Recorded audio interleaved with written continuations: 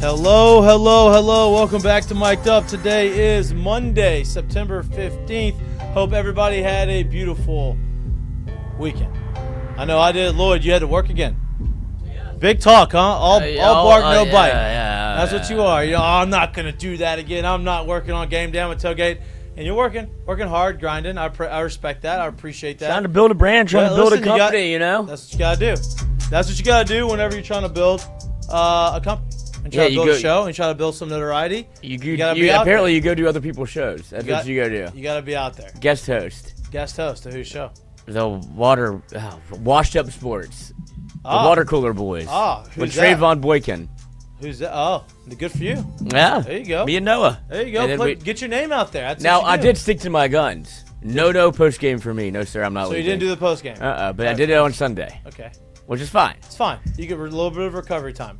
But yeah, exactly. But Saturday, with a 10-point ball game. Who's Lots leaving? to talk about that game. I wouldn't be able to see it. I wouldn't even know what happened. Correct. Lots to talk about. Power eye. They don't have that. Right, last play. Ask Brian Kelly. It worked out. Lots to talk about in the game. LSU survive. I don't want to say survives. Wins the game 20-10. They were never really down in the game.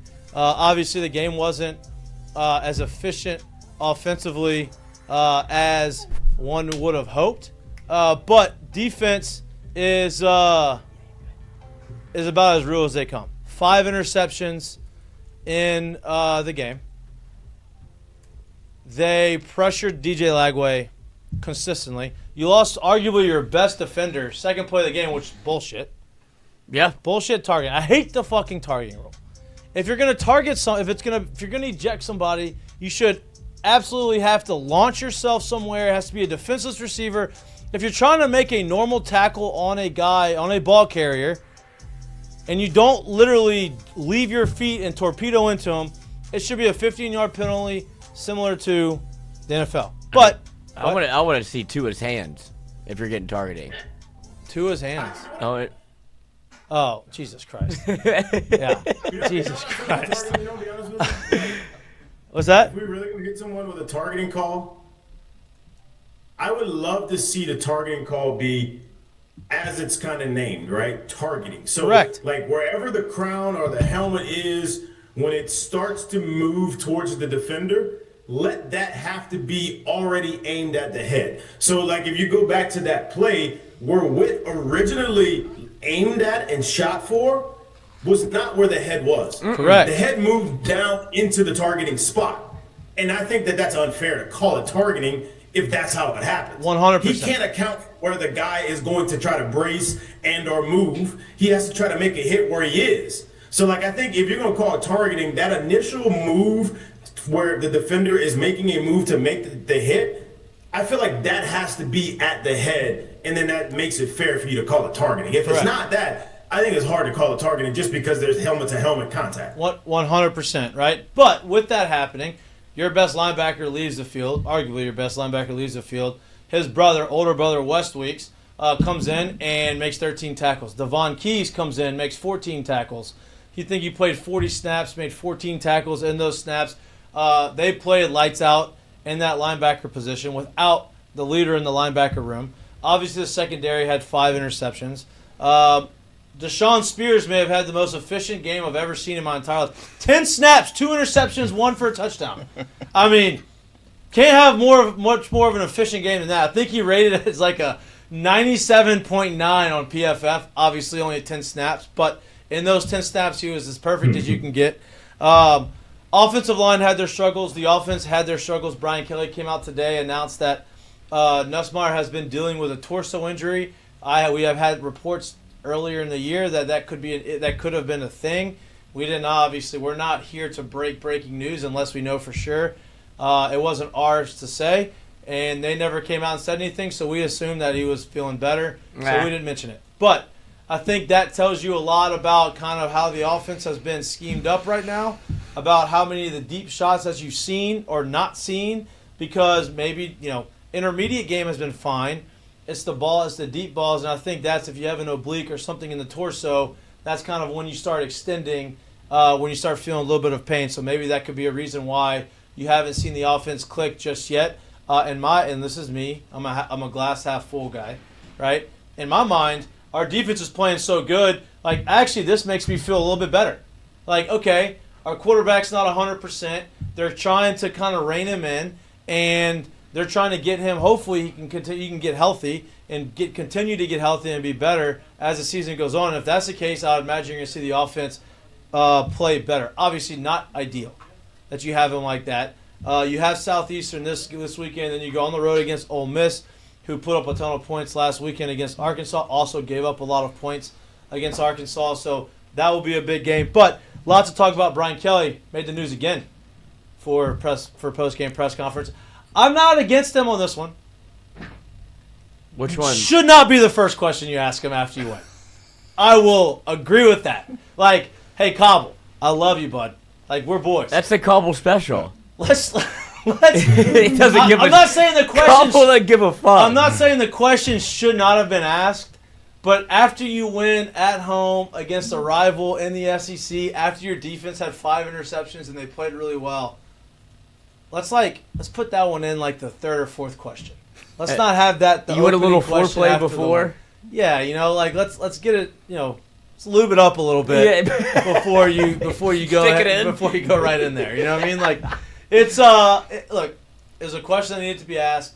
I'm not upset about Brian. Now, Brian Kelly came out today, obviously apologized for the way he reacted. Listen, after a game like that, emotions are high. A lot of adrenaline still running. You just won a game. Like, that's why I don't love the post-game interviews, because you just have a lot of heightened emotions. You don't have time to even go review the game, sit back and just take a breath. I think that's what it was. It was more so coming off the emotion of the game. Correct. Whenever it's like just one, like in that atmosphere, like you're not like to come from on the field coaching the team, and then you go to, well, what went wrong? And say, well, what? Correct.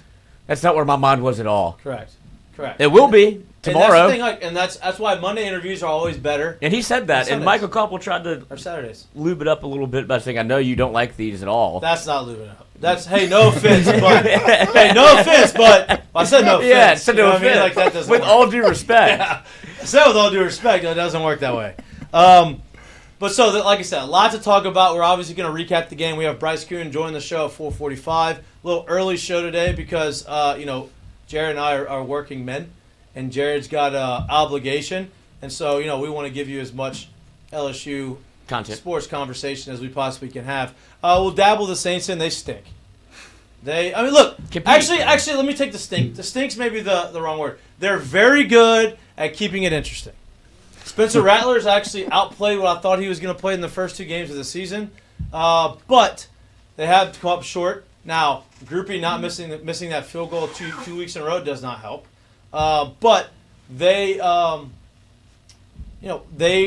playing better. They're keeping it within one score. They're keeping it interesting to be able to go win the game. Defense, I felt like, let us down a little bit towards the end of the game because they're supposed to be the strong point. They gave up some big plays. But we're going to talk about all of that. We are joined by the squad. Lloyd, obviously, you heard him. You heard about our 2-time All-American, 1 time in football, 1 time in baseball, top 100 football recruit, right-handed quarterback, left-handed center fielder.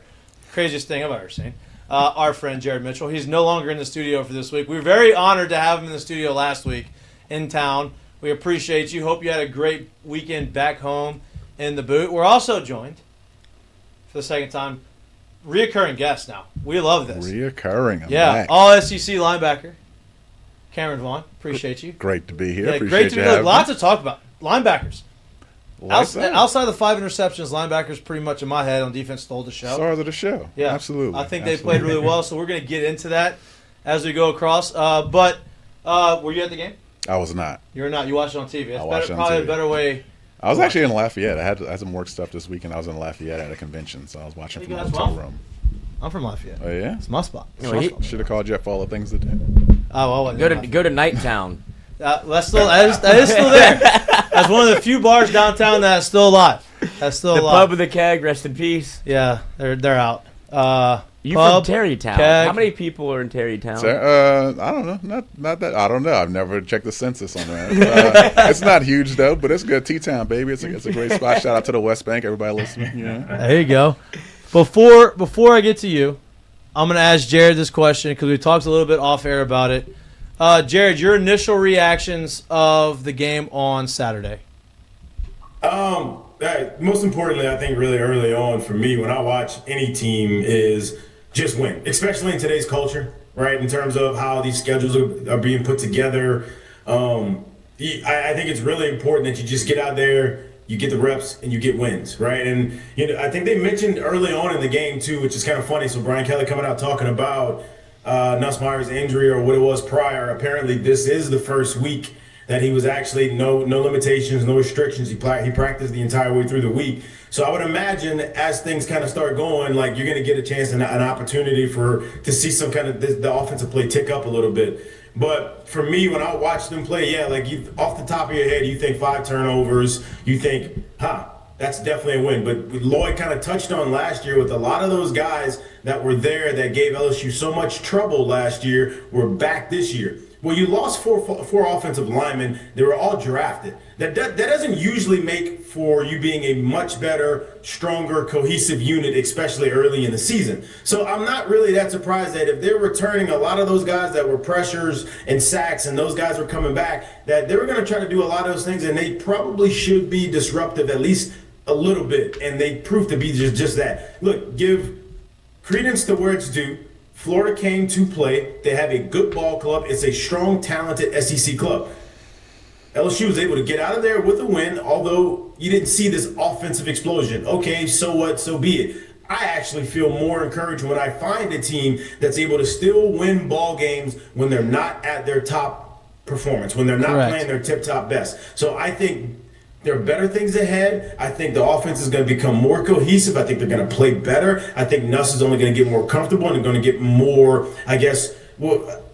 more comfortable and more in sync with these receivers and how they're doing stuff. And healthier. I expect them to play better moving forward. Yeah, and healthier. If that's the case, if he's dealing with a torso deal, I would imagine he's going to get healthy. You have 2 bye weeks.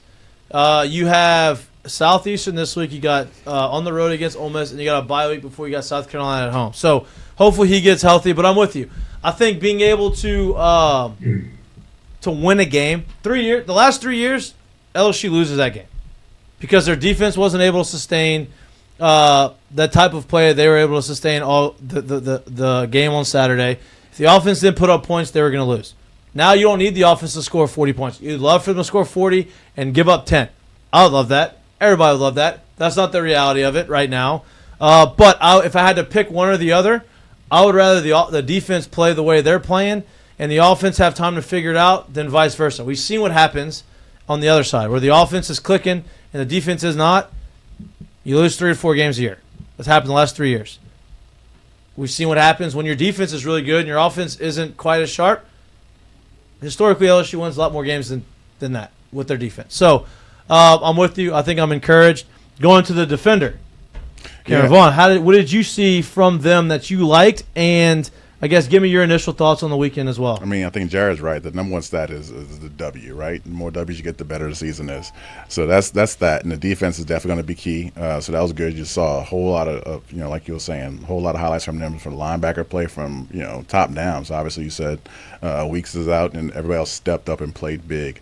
DBs were out there, ball hawking for sure. Obviously 5 picks, a touchdown. Defense looked stout. It was a little bit of a bend but don't break type of situation. I think they gave up some yards, but they came in clutch when they needed to be. But then offensively, you still got there's some concerns for sure. And like you said, I think Nuss being hurt is actually kind of a positive thing if he's on a try to get better. Right. So because there's definitely some concerns in that regard. Because realistically, your defense isn't going to hold everybody to 10.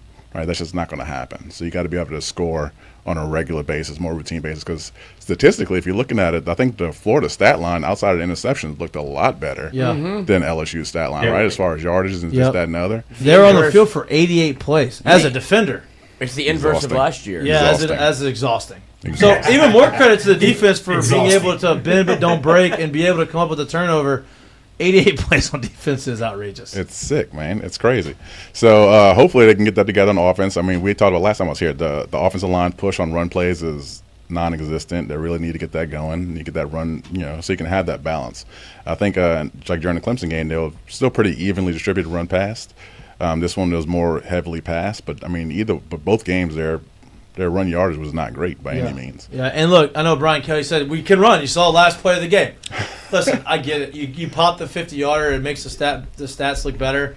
But at that point in the game, the 50-yarder technically capped the game. Mm-hmm. DJ Pickett's interception into the game, theoretically. I mean, they weren't going to score 10 points in a minute, or 3 minutes, whatever it was. So it was nice that they got the run to make it look better. But I guess my next question to you, Lloyd, and I guess this will be a question. But time out. Can we just talk about that too? Because yeah, sure, go ahead. I personally don't look at that as like a nothing burger. In my like the way I look at it. You got to think about it. There was still 2 timeouts, I believe, and maybe right above 2 minutes left when DJ had the pick. So then you have to go on offense and kind of seal the game. Now, I can ask Cameron this because obviously playing the game for as long as he did and for at a higher level like he did, I think a lot of people think when they watch offensive football that you're supposed to be seeing 5, 6, 7 yards a pop. Right. Usually the stat line is the way it is, even in good performances, because there may be 2 to 3 20-yard plus runs. Am I right or am I wrong about that in terms of how things happen when you watch offenses put up good running numbers week in and week out? Yeah, obviously. I mean, the stat line is definitely all averages, right? So, I mean, the big play will help you. It will make it look better, but I think it's the last run by Durham was more. I mean, it was a great play and it helped for sure. But I think it literally doubled the amount of rushing productivity they had. Yeah, 51 yards. In the whole game, they only had 51 yards up until that play where they got another 51 yards. And that's a problem. To be able to, for 4 quarters of football, only get 51 yards, that's going to be a problem regardless. Yeah. And talking about the running game, right? We've talked about the offensive line. You have some guys that are talented. Obviously, Braylon Moore's fighting through some stuff. He's trying to he's a little banged up, whatever. But it feels like Weston Davis is not going to be starting anymore. You got to get Cohen Eccles going. It feels like, and I'm not trying to trash a kid because I'm not. I think he could potentially be really good. But right now, I think he's the lowest graded offensive tackle in the entire SEC. Yeah. Maybe offensive lineman in the entire SEC. And, that's your right tackle. I'm not saying he's not talented. I'm not saying he's not going to be good, but it's just, It is what it is at this point. You got to have some production. And you have a freshman who they're very high on in Karius Kern. And, he's shown that he can play guard. He can play right tackle. Bryce came on the show last week and said if there was a move, Bryce said last week, if Weston Davis has another performance like he did the last 2, he could see them making a change on the offensive line. Well, this I think was his worst out of the 3. And he said if Karius Kern were going to make the move, he's not going to be able to play guard. He's going to play right tackle. So it's going to be interesting to see what Brian Kelly does there. I'm not saying changing out the right tackle is going to automatically make the running game better because I think it happens a little bit more inside than more outside, but it's part of it. Do you agree, everyone, question for the room and the Zoom, when Brian Kelly says it only takes 1 for a run play, like you said, with the 51-yard, in the game in a formation you haven't seen yet this year. And he goes, maybe we go back to the eye. Well, it's not that. What if they brought back the toss dive? How would you feel about that? I mean, this is where it's trending. God, no. It's dumbest play ever. Like, what? Not only the dumbest play ever, you're going to run it 15 times a game. Oh, my God. Maybe 30. We have to get the ball into his hands so he can see the hole quick. Yeah, exactly. I've heard some dumb shit in my day. I swear to God. That's one of them. Well, if that's a linebacker saying, "Oh, Dan, run the toss dive, please." I don't know if I've ever seen anybody else do it. I don't think I've ever been on a team where we had to play against that. So it's absurd. And it was a staple of your offense. Yeah, it was key. He's coming downhill at your ass. You hear me? Get him going downhill, Spencer Ware. Here he comes. All right, go ahead. But for him to say, it only takes 1, which you've seen LSU be able to pop 1 or 2 big runs a game, do you put any, actual stock into that, or is that something to say because hell? I'm glad you're asking this, Lloyd, because that's literally, I guess that's the point I was trying to make earlier is if that same run happens in the second or third quarter and the numbers end up being the same, we probably don't look at it as crazy. And I guess that's what I was saying is that it's a 10-point ball game. You essentially had 3 timeouts because I think of the 2-minute warning, or it might have been right under the 2-minute warning. So say you had 2. The game's not completely over, so it's not like you had a defense who was man, it's over, it don't really matter, and that's how you pop the run. I think that's kind of the point I was making, because had that run happens in the second or third quarter, the numbers look completely different, and maybe you don't look at it the same as they really can't run the ball. Now, I'm not sitting here saying you can say they ran for 250 on him and did what they wanted, but maybe you don't look at it the same. That's really the point I was trying to make in that situation. Yeah, no doubt. And I think you said it only takes one. I think it only takes one depends on the timing of the one. Yeah. If it's only one, it's got to be at a key time for sure. And obviously that play was not designed for a 50-yard gain, right? It's a bit of a, I guess, breakdown defensively. I mean, he ends up clogged in inside. He gets bounced outside and makes the best of it. So shout out to him. But you can't. Go ahead. I'm sorry. You can't have that philosophy of it. I think it only takes one, because I think if you're looking at it, you had so many. How many carries did you have where you had 0 gain? Yeah, or that's not productive at all, right? So I mean, from a ball carrier standpoint, we got to be shooting for, 2 yards, 3 yards, and then pop one. 2 yards, 3 yards, and then pop one. It can't be 0, 0, 0, 0, then 50. You know what was very interesting? They really like Juwan Johnson at running back. At former quarterback, so I think they like him in pass pro. Right, but like. Former quarterback, understanding where you're supposed to go, but understanding and executing a block as a running back is completely different. You know what I mean? So, former quarterback, great, you understand it, but the fact that he's willing and he's actually good enough to put his nose in there and block, they really do like him, which is, I think that's a good thing. I feel like he's a football player. He's not afraid of contact. Correct. And the opportunity, I do think, too, guys that have played, let's say, lifetime quarterback or lifetime in the backfield, if you will. I don't know what else he did before he got to high school, but I do think the ability to get the ball in his hand while he's transitioning at the next level, to get the ball in his hand with his eyes front and being able to see what's going on, I do think that bodes better for him to kind of get closer to what his talent and his ability is, as opposed to trying to figure it out at the receiver spot. Now, am I saying that maybe that might be the best spot for him going forward as a receiver compared to playing a running back? Maybe so, but I think as you're trying to get him there, getting him the ball in an environment, in an area that he's used to being in, I think that does help him a lot, especially if there's a willingness side of him that's willing to block and kind of stick his nose in the fan in those situations. Yeah, it's interesting. 27 passing attempts, 22 rushing attempts. They didn't have a lot of plays, which means they weren't getting a ton of first downs. They're 4 of 14 on third downs. Like I said, you can look at... And you had 4 extra opportunities on offense. Well, right. And, time of possession was 37 minutes to 22 minutes. You know what I mean? But, like I said, credit the defense for staying strong and being able to do what they needed to do. Caden Durham ended with 93 yards on the ground. Obviously, a lot of that came on the 51-yard run.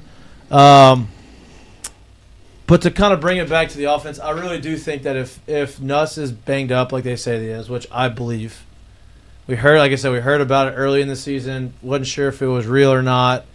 Now that he comes out, obviously real. I think if he can progress forward health-wise, I think that bodes well for LSU in October. They did say this is the first week that he's practiced the whole week in the season, so obviously there is progression there. Yeah. So you would expect now, you kind of start moving forward, because he's finally hitting those back end of the week practices, as opposed to what he was not early on, really early on in the season. I don't know this stat, and Lloyd, stat boy, you may not know this, but parlay boy.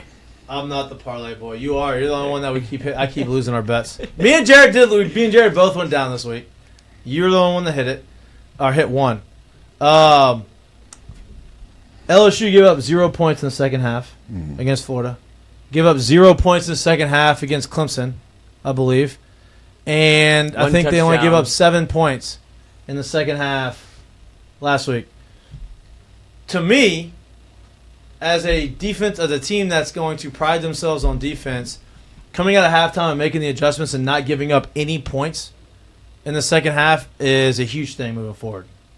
As a defender, going into halftime, what does that look like as far as adjustments being made, coming back with the mentality? Because look, you're in the moment, right? You're in the rhythm of the game in the first half. You have 2 quarters, you're doing your deal, you go and you get a little bit of a break. A lot of times, you get a break, it's kind of hard to ramp it back up. What goes into those halftime adjustments, and how do defenses come back in the second half and really play with that type of energy and momentum. Yeah, I mean it's a lot of work really because I remember I don't think it was my sophomore year because that was a championship year, but maybe my junior year I think at some point they came up to a stat with us. I think at the third quarter we were the weak, like we scored the least amount of points, we scored and we allowed the most amount of points in the third quarter. So sometimes coming out after halftime there's a bit of a lull, right? You're in the groove, you go in there for the 20 minutes, whatever it is. Yeah. And then you come out and you're cold and it takes a little bit to get back into the groove of the game. So one, to be able to come out after that break is key and come out fast and go out there and come out strong. But I mean, it comes down to defensively for sure. You got adjustments, right? So you got to have a coordinator that's thinking. You got the whole the eyes in the sky and all that stuff that are looking and communicating effectively what they're seeing and what we can be doing better. Which schemes are working, which schemes are not. What the offense is doing with this personnel, with this, that, and the other, so you can match up better. So definitely from a coaching standpoint, that is key and be able to make those adjustments on the fly. We're not running this anymore, and we hadn't put this really hardcore in the game plan, but we're going to start running it in the second half because it's going to be wide open. Yeah. So being able to make those adjustments as coaching staff is key, but then just having the energy to come out after a break and come out fast is super important. Yeah, and that's a credit to the guys. The fan base was spoiled in 2004 coming off a national championship.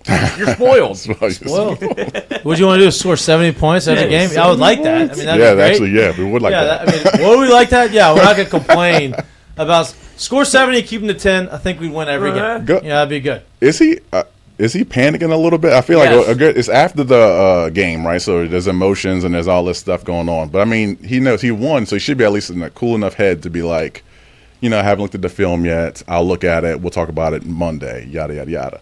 But to him have such a emotional response to that is like there's a bit of a panic because I mean he sees the offense is not performing, right? So it's like that's his side. I think it's getting peppered by that question a lot, and I think he's tired of answering. Exactly, that's what I'm about to say. There's only so many ways you can answer, and he's like, "You want me to do at this point?" I think it's more about being frustrated than but maybe a little panic. But I think it's more frustrated. Like, damn, like I know what the issue is, and we haven't fixed it.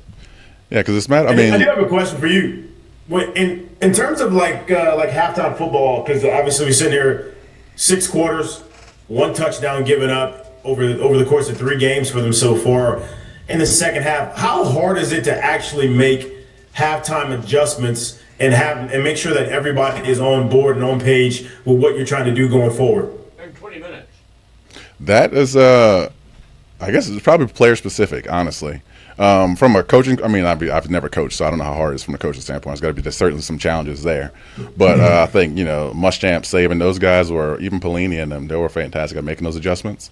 But from a player standpoint, me personally, it was never that huge of a deal because that was kind of my strength always is the intellectual side of things. Yeah. So, hey, we're going to do this. And granted, all this stuff is in the playbook, right? So especially come mid-season, even if he wasn't game planning too much. You're not drawing it up on the chalkboard saying, hey, we're going to do this You're not creating things from nothing. You're kind of, at best, you're tweaking things, right? So normally we had this coverage here. We're not going to check off to that. We're just going to run it. Or we are going to check off of that instead.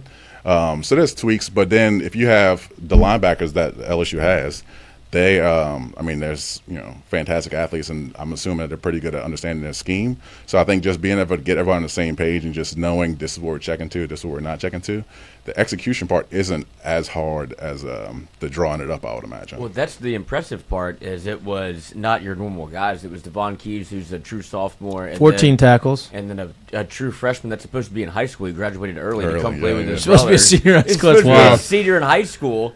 And then for them to be able to understand the game plan, and they've talked about this before the year, but I think this is what... Damn, he didn't record a tackle. I'm looking at it. Who, Weeks? Weeks. Yeah. Yeah, but he flawed around. He was in there. His energy. He flawed around. I like it. That's He it. was talking shit to the running back. He was doing all the stuff. And that's part of it, right? That's defense. They're always talking about running around, jumping on piles, mad dog type attitude. Give me a half tackle. You get a half tackle. Stealing them half tackles. We had a special teams coordinator when I was in Denver, and he was just like, "Oh, you get rack you up a JOP, jump on pile." Hey, and you can tell the ones who use they're obvious. Like they're trying to stuff the stat sheet. Give me something. Give me something.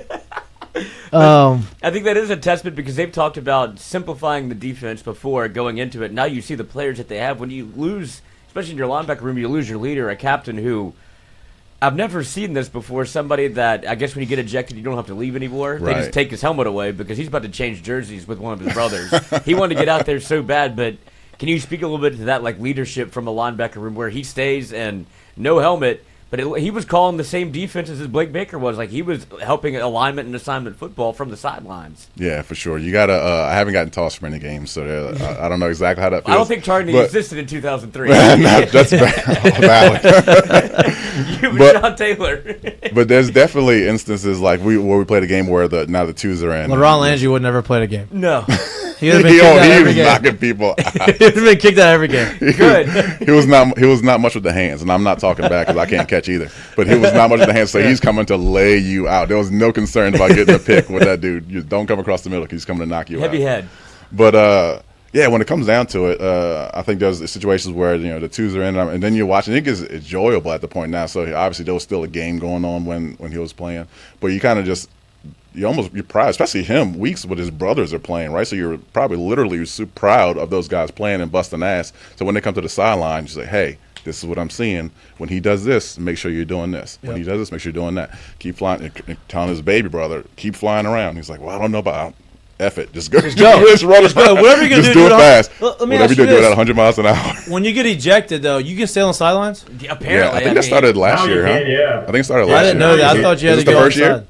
It's the first year? Yeah. It's either this year or last year. I thought it was last year. Maybe it was last year. It's recent. It's recent is for what sure. I'll say. Yeah, because it's fairly new. Yeah, definitely. Because I remember, like, I've seen, I think we all have, like, whenever somebody got ejected, like, lead them to walk the of tunnel shame, and then yeah. they'll do the crowd, and it's just like, oh, God, this might be worse. Yeah. And so they kept him on the sidelines, but, I mean, he made the most of that opportunity. Like, that's a real, like, to me, like, Witt is one of those dudes. Like, that's a captain. That's the dude. That's just the dude that loves football, right? Yeah. Because you see him. We talked about last time how excited he is to be out there and just pumped up. So that dude loves football. Did y'all see how long it took him to calm down though after he got booted? No doubt. Listen, like Brian Kelly's over there talking to him like, "This football happening, dude. Go coach your team." I mean, dude, he was. I mean, look, I get it. It's the second play of the game or the third play of the game. Like you have your adrenaline up, so I understand it. Like, there's not much of a. I mean, y'all can attest to this, you and Jared, but like the beginning of the game is when I feel like your adrenaline is at, because it's the start of it, right? Like you're up, you come out the top, you'll come out the tunnel, everything's going off, and so he is on his first possession, so he's trying to set the tone, and he gets ejected. I probably would have done the same thing. Mikey, there's no doubt. You played baseball that way, much less you're right. At middle linebacker at Tiger Stadium for the first night game in the SEC, like and on a bullshit target. And that's call. what he certainly thinks it was bullshit. And then it's like he plays with emotion and passion and intensity, and it's like you just took football away from him. They talk about how much he loves games. Like, what do you mean I don't get to play? Right. Like I've never been ejected in my life for doing what? But he doesn't have to sit out now, right? Because he sat out the whole game. Yeah. I also think there's probably somewhat of a realization for as much of the like quarterbacking of the defense that he does, and understanding like, hey, even if you don't think that you're wrong in what you did or not, you're sitting there probably thinking like, I just kind of put us in a bind here because I'm the one that's supposed to be making a lot of these calls, and I'm not out here now. Yeah. You know? Right.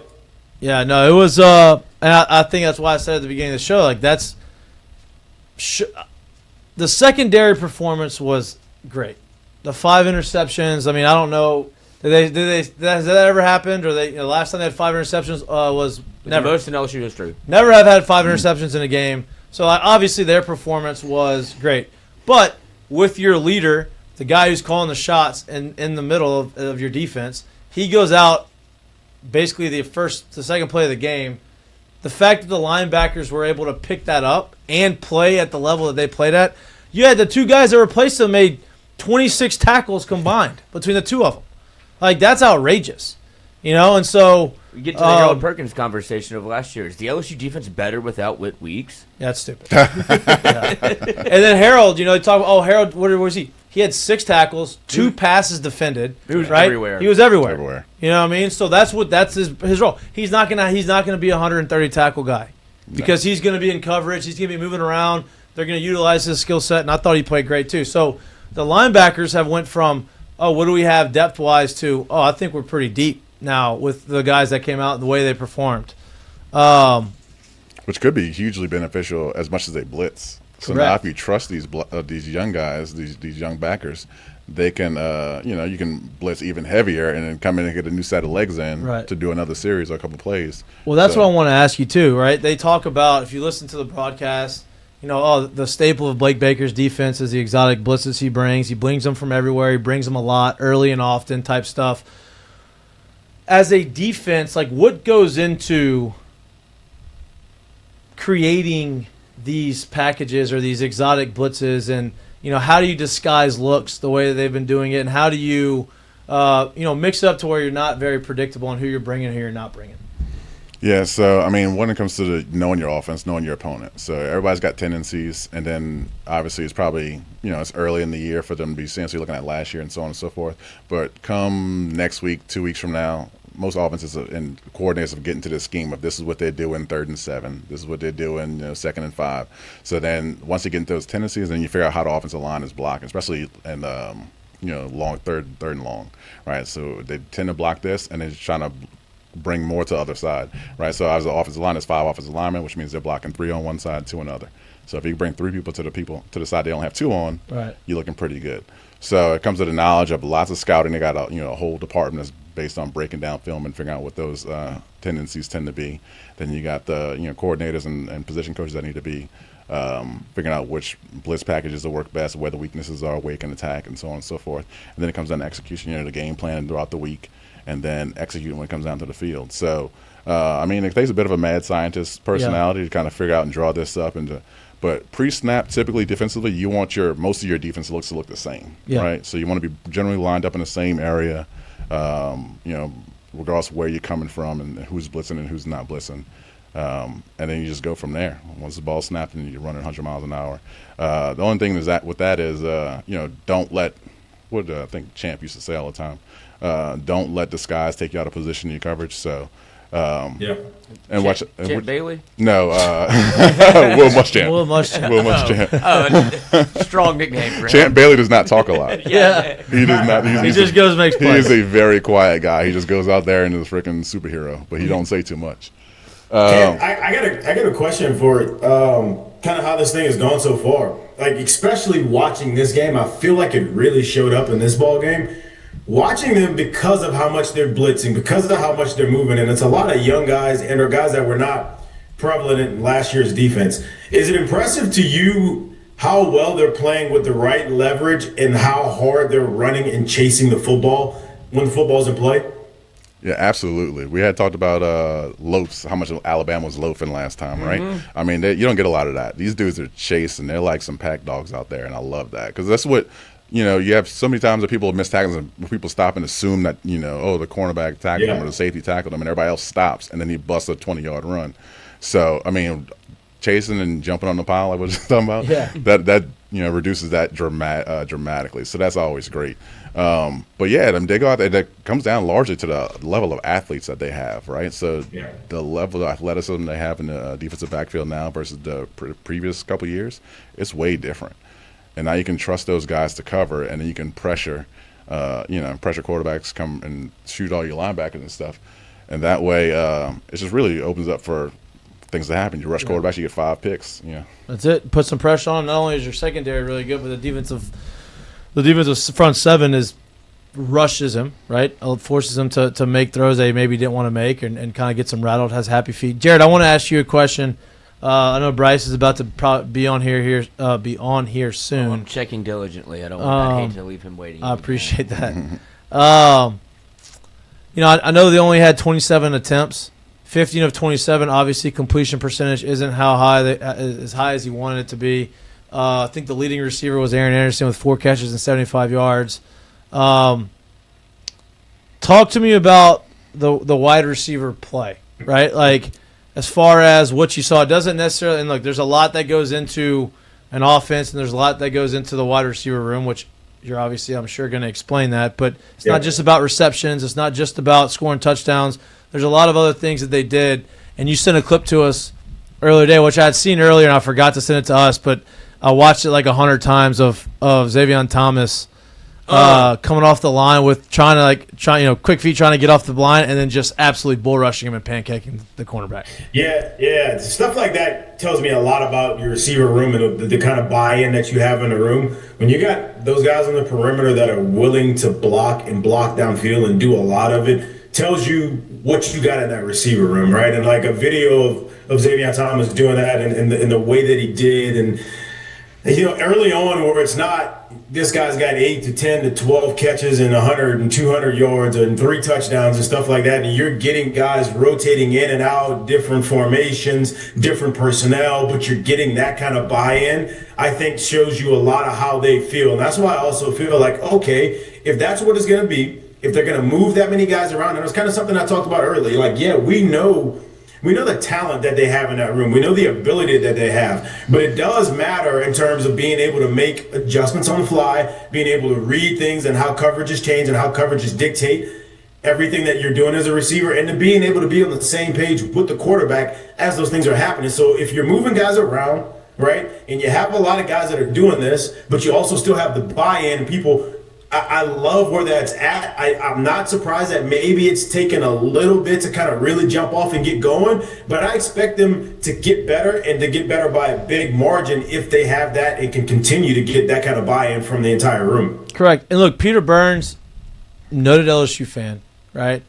He works for SEC Network, one of your colleagues over there at SEC Network. He had a tweet, I believe it was yesterday, and he wasn't necessarily comparing the teams between 2019 and 2025, but what he said was in 2019 you had an elite offense, and the defense super talented, but didn't really hit their stride till middle of the year, right?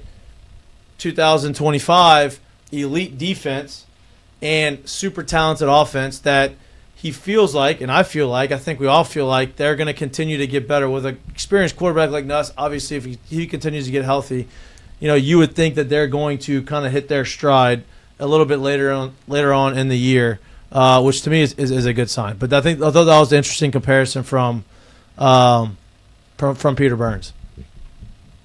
Yeah, we've always known, like, it's the best LSU teams, in my opinion, that we've seen over the past 20, 25 years. There's always been the ones that you knew, you saw it. It was happening in front of you, and it really didn't matter what happened early on, but you just saw them get better and better and better as you started to hit the back end of October and get into November. And, like, if you're finding ways to win games before that, especially playing against quality opponents, I would only imagine that's going to bode well for you going forward. So I like where they're at. Like, I don't need, it'd be great. But at the end of the day, if you were able to put up 55 this week and you drop 2 in November, nobody cares. Nobody really cares. Correct. Find a way to win ball games now and start playing your best ball towards the back half of the year. I like what you're doing with the schedule that's been given to you so far. Yeah, I agree. Let's get to our next guest, a regular on our Monday night show.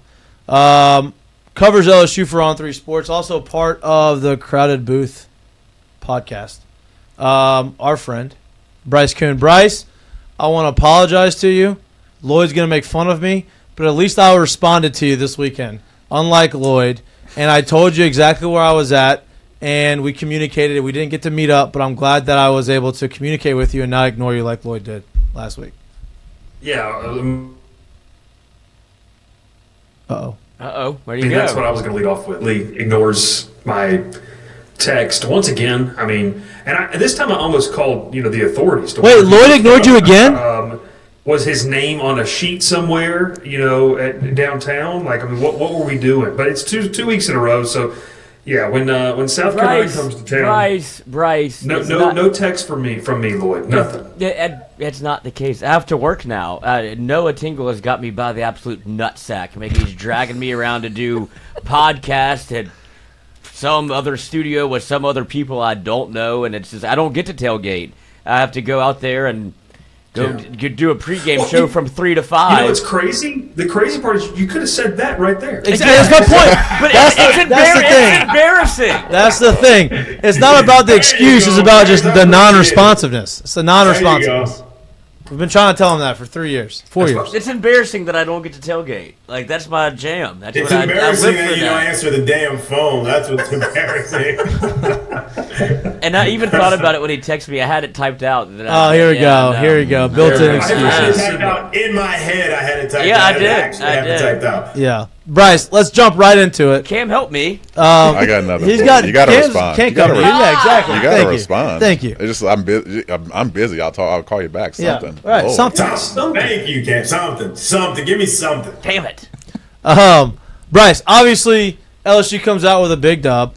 Not as pretty as they wanted it to be. Offense still trying to find their way. Brian Kelly comes out today and says that Garrett Nussmeier has been dealing with a torso injury. We had heard that before the year, but we didn't know whether there was a lot of truth to it, and it wasn't our thing to say, to break it, because I'm not a news-breaking show. Zion Williamson. But yeah, Zion Williamson, I learned my lesson about that. But based off of how you watch them play and kind of how they've called the plays, it kind of felt like maybe something was not right, because you didn't see the deep balls, and you didn't know if you wanted to say, okay, they're playing too high shell and they're forcing him underneath, or if it was just a little bit of a mixture of both. What are you hearing on the Nussmeier front? How severe is it? Has he gotten better? Has he progressed? And is this something that's going to nag him through the rest of the year? Yeah, so I'll start kind of like publicly what we learned today, and Brian Kelly talked about it. I don't think Kelly would have mentioned it if it wasn't close to being kind of something that would be solved or healed on its own. Yeah. And so I do kind of agree with the sentiment, understanding kind of the severity of it.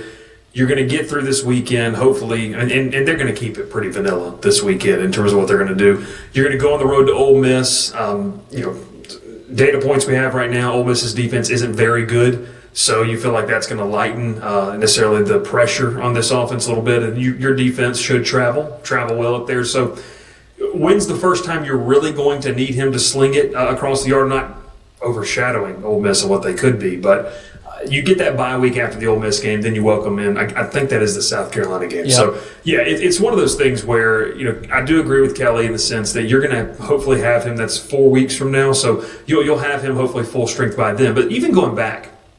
And I went back to the Clemson game. That second half, he was dialed in. This injury happened in fall camp. They had him on a pitch count. The last scrimmage of the year that they held inside Tiger Stadium, we were there, and he didn't throw it all. And at that point, everyone's thinking, okay, is it that knee thing that everyone is so concerned about and all this kind of stuff?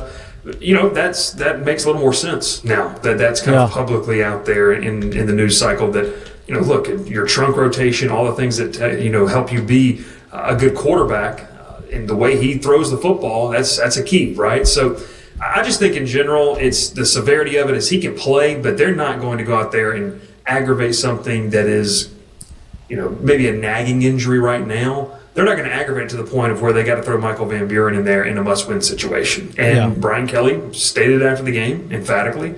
And then today as well, that, it's one of those things where they know they can probably win a lot of games with this defense, and do not sleep on Mr. Chadwick, the punter, and his ability in the game. So listen to me. It's elite. It's elite. That was one of the most impressive performances I've ever seen from a punter, I think, at LSU. I mean, that was. You're short selling Johnny Jones winning a national championship. I was young. Night and day difference. I was very young. Look. The running game is a big conversation, and I'm sure we're going to get into that. But last week you came on our show, and you said if Weston Davis has another performance like he's had over the last couple weeks, you can see him getting removed from the starting lineup. I think this was his worst performance of the 3 games so far this year. Can we see it? Can we expect to see a change at the right tackle position? I think there needs to be a lengthy audition this weekend. In terms of Karius Kern at right tackle, and how much does that really tell you? Well, you're going to get a feel. Does he understand the calls? Is he comfortable making the calls and relaying what Braylon Moore is saying, communicating if he's got a tight end there beside him? That's about as much as you're going to learn in terms of the talent level you're playing. But you have to have some type of audition to know if he has a foundation to work off of. Because then you've got a decision when you go to Ole Miss is who's going to play that right tackle spot. Yeah, I'm with you. Like, I'm not in the business of tearing kids down or anything like that, but it's an objective fact that Weston Davis did not have a good game on Saturday. Wasn't very good at all on the right side of the offensive line.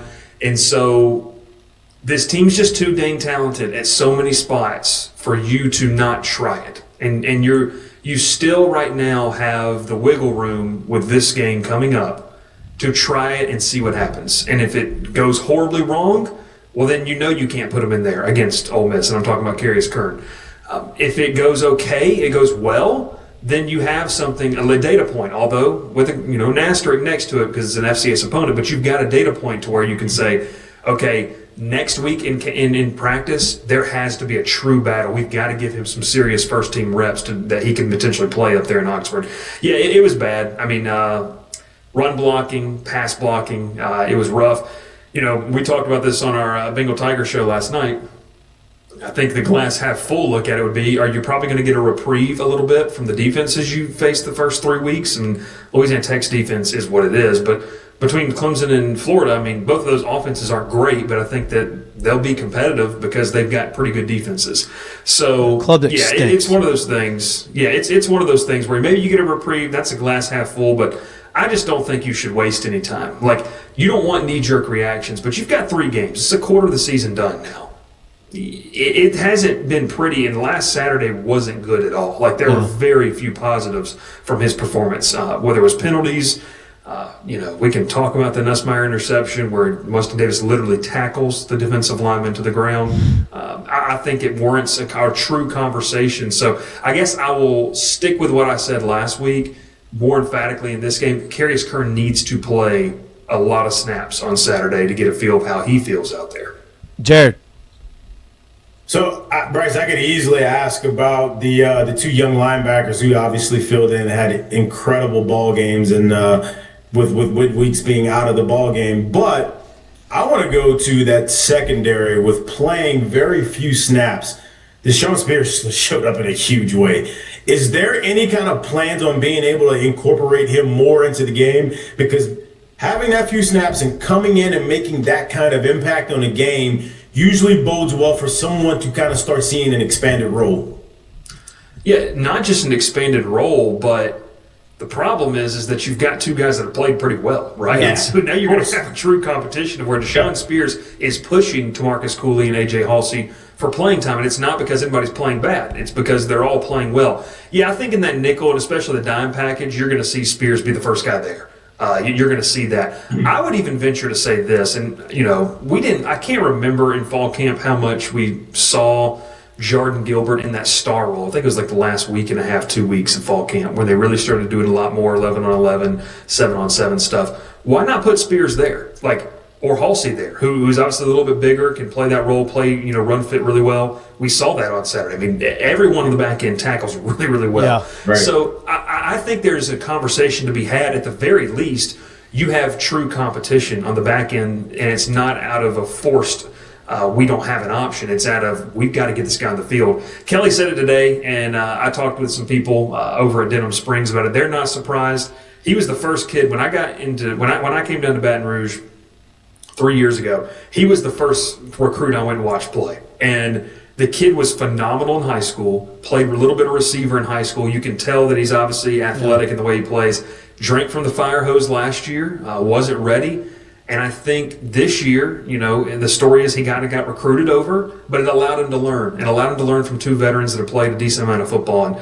And so to your point, I think the dime and nickel packages, we're going to see a lot of that. And the conversation has to, become, could you get even more versatile? Like if you wanted just to put Harold Perkins off the edge in a situation, kind of feels like Spears could be the guy to slot in at that star spot where you were. So it gives him more versatility, gives him more depth, and man, you probably the best safety room in the country. Like I was talking with someone today about this, and they cover the SEC, and they watched that game. They said that's probably the best safety room in the country. When you look at those 3, Deshaun Spears would be starting at another SEC school if he wasn't in Baton Rouge.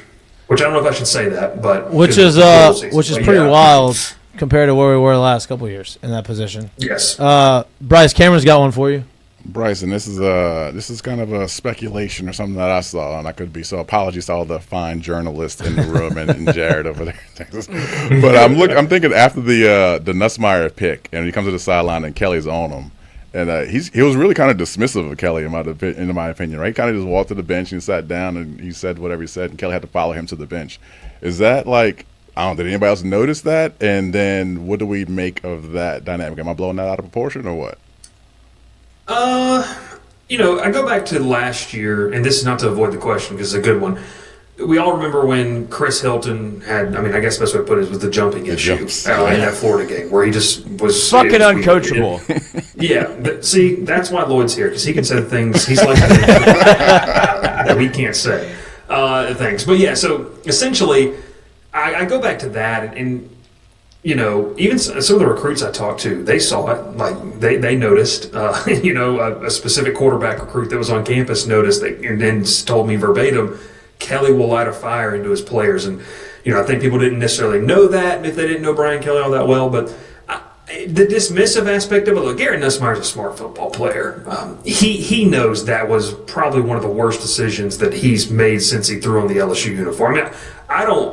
I have no idea what the guy was thinking. Like, I think I tweeted that. Like, I was like, what are you even thinking there? Like, did you not see the flag in that scenario? Why would you throw back across your body? Like, something, and look, LSU fans don't like it. I thought he was spot on. Like, you can't make that decision and be a 5th, 6th year type of guy like that. That's ridiculous.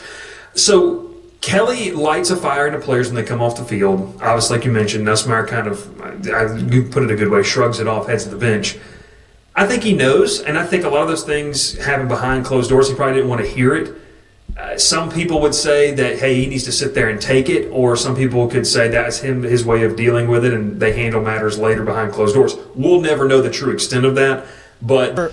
I've been in that situation, but not on the football field, and, we had a head coach at LSU that coached us hard, and that would get on us for doing something, and sometimes it was he needed to do it to light a fire in your ass and try to get you to get motivated. And there's times where I don't want to hear it. If there was a camera on me, damn, he's looking very dismissive of him. And there's some choice words that were said, but it was all because, and then you would take the point and you'd go because you knew that you messed up. So I'm gonna chalk it up as that. I don't know. Well, let me ask this, because all of you guys have been, you've played the game at a high level. You were coached by the hardest guy in the world. I've been coached hard, but I wouldn't walk away from my ass chewing, right? That's interesting. Is you just gotta sit in there. Yeah. Well, and I guess would fans have rather seen, and I'm with you, like maybe you don't walk away. Would they rather see him get right back in Kelly's face? Because we've seen that happen at other programs where players and the pros, right, where people get right in their face, like. What would that have been taken? I think that would have been maybe more disrespectful. And in the heat of the moment, maybe you walk away, and that's because you don't have anything good to say, and you walk away.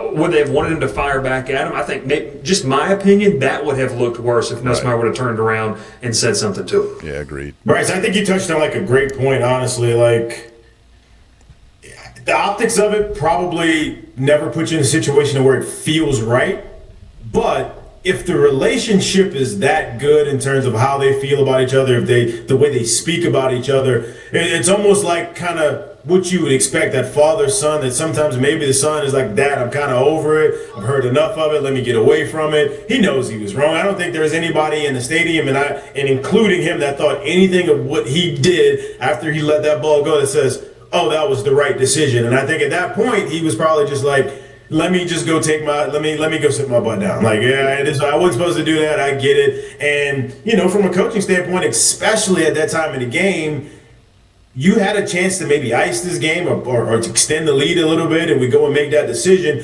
If that comes back to bite you, it becomes not only a Garrett Nussmeier problem, but it becomes a huge Brian Kelly problem, right? And so I think I understand where both sides of that thing was, but yeah, I think I'm not sure there was a win-win situation in any of that for Nuss, and I think just walking away, it is what it is at that point. God, the more you watch it, the worse it gets. Like, I can see it from your perspective because he really is like goes to the bench, drinks water, is like whatever, man. Like, I'm good, right? And you can see it from both sides of. Yeah, we've had this conversation a ton, and I know I messed up. I know I pissed in the house, or it's like, bro, I'm tired of hearing from you. Like, there's really one of two sides. It's not really that amicable. So it's like, and then Kelly, I don't know, it's the whole, like, Kelly following him over to the sideline to continue, because obviously he wasn't done saying whatever he had to say, right? And Nuss is like, no, I'm over. I don't care if you're done. I'm leaving. Yeah. So, but and again, it could be like father-son They dynamic say of these 4 kids years these days, together. man. You just And if you really want to like dive into it, which I don't love doing all of that because you don't really know. At least he didn't turn his back and just walk away. He kind of walked away and then like kind of kept like acknowledging him, right? Like turning around, like not just fully, I'm done with you, back turn, like. At least he didn't do what Trevor Lawrence did to Liam Cohen yesterday. He waved him off. He literally waved him off. Yeah, that was aggressive. Yes. So, at least it wasn't that. That'd be a talking point. Great point. That's a great point. Bryce, we talked about this before we got on the show. We talked about this with Cam. The story of the defense was the secondary, obviously, right? 5 interceptions, first time in the history of LSU they've intercepted opposing team 5 times. But to me, I think a storyline that I think needs to be talked about more is the play of the linebackers after Whit Weeks gets ejected for a bullshit targeting call. He's gone. And you bring in West Weeks, who obviously has some playing time, but then you bring Vaughn, who hadn't had a ton of playing time, true sophomore. And between the both of them, I think they had 26 or 27 tackles between them, and both got graded out really extremely well. Talk about the linebacker play, and now does it feel like the linebackers have a lot more depth than we initially thought? Yeah, spot on, no doubt. The linebacker room for me was a question, probably the biggest question that we just didn't have answered yet, because you always had to think if Whit went down, how effective is that group? And look, a lot of people like to bag on West. I just call it how it is. They think the only reason he's here is because there was to get Whit, and obviously Zach, who's a really high-profile player. Like, West is a very serviceable, solid linebacker in the conference. Like, is he, all SEC? No, but he can hold his own. The communication aspect, he was really, really good at. That's why they have him in there. That's why they wanted to, encouraged him to redshirt last year, because they knew that was going to be important for them in 2025. So, yeah, you get that. Devon Keys came on really strong last year, had the pick 6 in the bowl game against Baylor. And I think for him, he had all that hype, and then he's kind of back in that reserve role where he still plays a decent amount of snaps, but nothing like maybe he expected if West wasn't here. So you put him in there, he's got to be able to make some calls, and they're not playing in garbage time. Like, also Zach Weeks. Like, that's the biggest thing. This wasn't La Tech where scores 42-17. Man, if you play over aggressive, miss an assignment, whatever, you got a 20. The score was never 42-17 in La Tech, but understand what I mean. Yeah. It was. This was important. Like, this game still, because your offense wasn't really doing anything. You could have let them score, and it's a ball game. So. Yeah, I love the way they play. Tylen Singleton is uber athletic at the linebacker position. Kelly mentioned in the post game he had like 3 snaps coming into the game on defense. He looked really, really good. And then I was like to talk about Zach Weeks. You have a kid who didn't enroll until the summer, and he's supposed to be a senior in high school. He's supposed to be playing on Friday nights, and he's playing in an SEC game. That's a wild concept to me. That's just. It's crazy to think about that he was doing that, but he plays hard, plays physical, and Blake Baker trusted him. And so, yeah, to your point, they've built depth up there. You feel more comfortable with that. You don't want Whit to go out because he's by far, I think, the best player in that spot. But I think it's a good sign, too. It's also a good sign they didn't have to slide Perkins back inside. That's something we were kind of talking about in the press box. Like, where do you go from here? Because we didn't know at the time if they really trusted, any of the freshman guys. Like, Singleton we had seen a little bit, but you start to go down the depth chart, it's like, okay, well, there's Keelan Moses, there's Charles Ross, there's Jaden Breaker, but those guys are kind of more like star safety type of players. Like, where are they going to go? And then someone's like, are they forced to move Perkins back inside? And they didn't have to. So, credit to Blake Baker for having those guys ready to play, and credit to them for playing hard, because, they made some mistakes, but it's a lot easier to correct that stuff and talk about it when you're playing with 110% effort. And Zach Weeks, definitely. There were a couple times he ran right past the play, but he also tried to get back into it. Jared. Bryce Kelly really made sure to emphasize early in the week that this is an SEC game and he needed SEC crowd effort. I felt like that place was kind of in a spot where I hadn't seen it rocking like that in a minute. Do you think that the atmosphere that he asked for fit the bill of what he wanted to come out of that ball game? Well, Jared, you and I were talking pregame on the sideline, and I asked you, the last time you had a gold out. and I don't remember. It hasn't been since I've been here, Right. Which is only 3 years. And I was even asking some of the media members that may have been here on the 5-year mark, and they didn't remember. So I'm going to take a wild guess and say maybe pre-2019, like pre-Natty run is kind of what I was getting at from some of the media members. I think that helped just in terms of, the atmosphere, kind of going back and looking at some of the big games. But just in general,